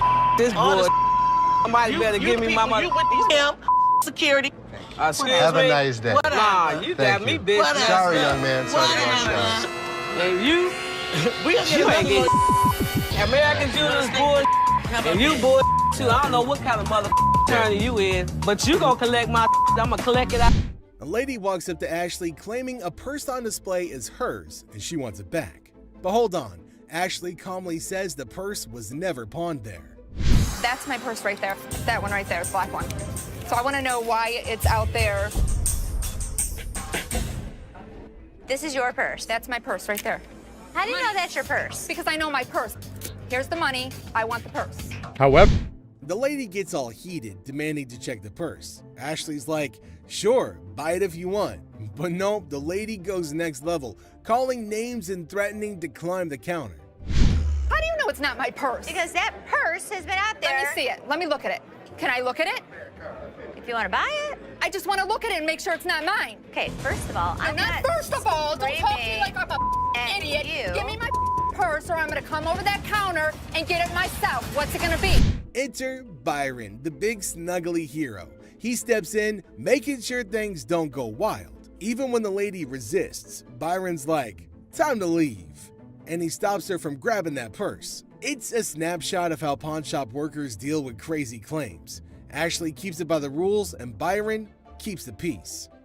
Easy. Oh my God. Get your hands off me. Have a nice day. Let's go. Walk yourself out, young. You. Walk Get yourself. your hands off Walk me, big yourself boy. out. You know you just hit me with that pole, right? A guy walks up to Rich, claiming his new iPhone is a dud and demanding a refund. But surprise, surprise, no receipt. 3 days ago, and this don't work. The camera don't work. It keep freezing and like that. Did you download a camera function? No, it clearly got a camera. Why would I have to download it? Just asking. What kind of phone is it? It's an iPhone, clearly. Yeah, but we haven't had one. He tries blaming some employee for selling him the phone, but the worker's like, nah, we stopped selling those phones ages ago, dude. Well, since I've been here in 6 months, we I have mean, no I phones. just seen you in 2 weeks. Then things get loud. Security steps in and the guy gets the boot. But Rich, being the savvy guy that he is, ain't falling for the scam.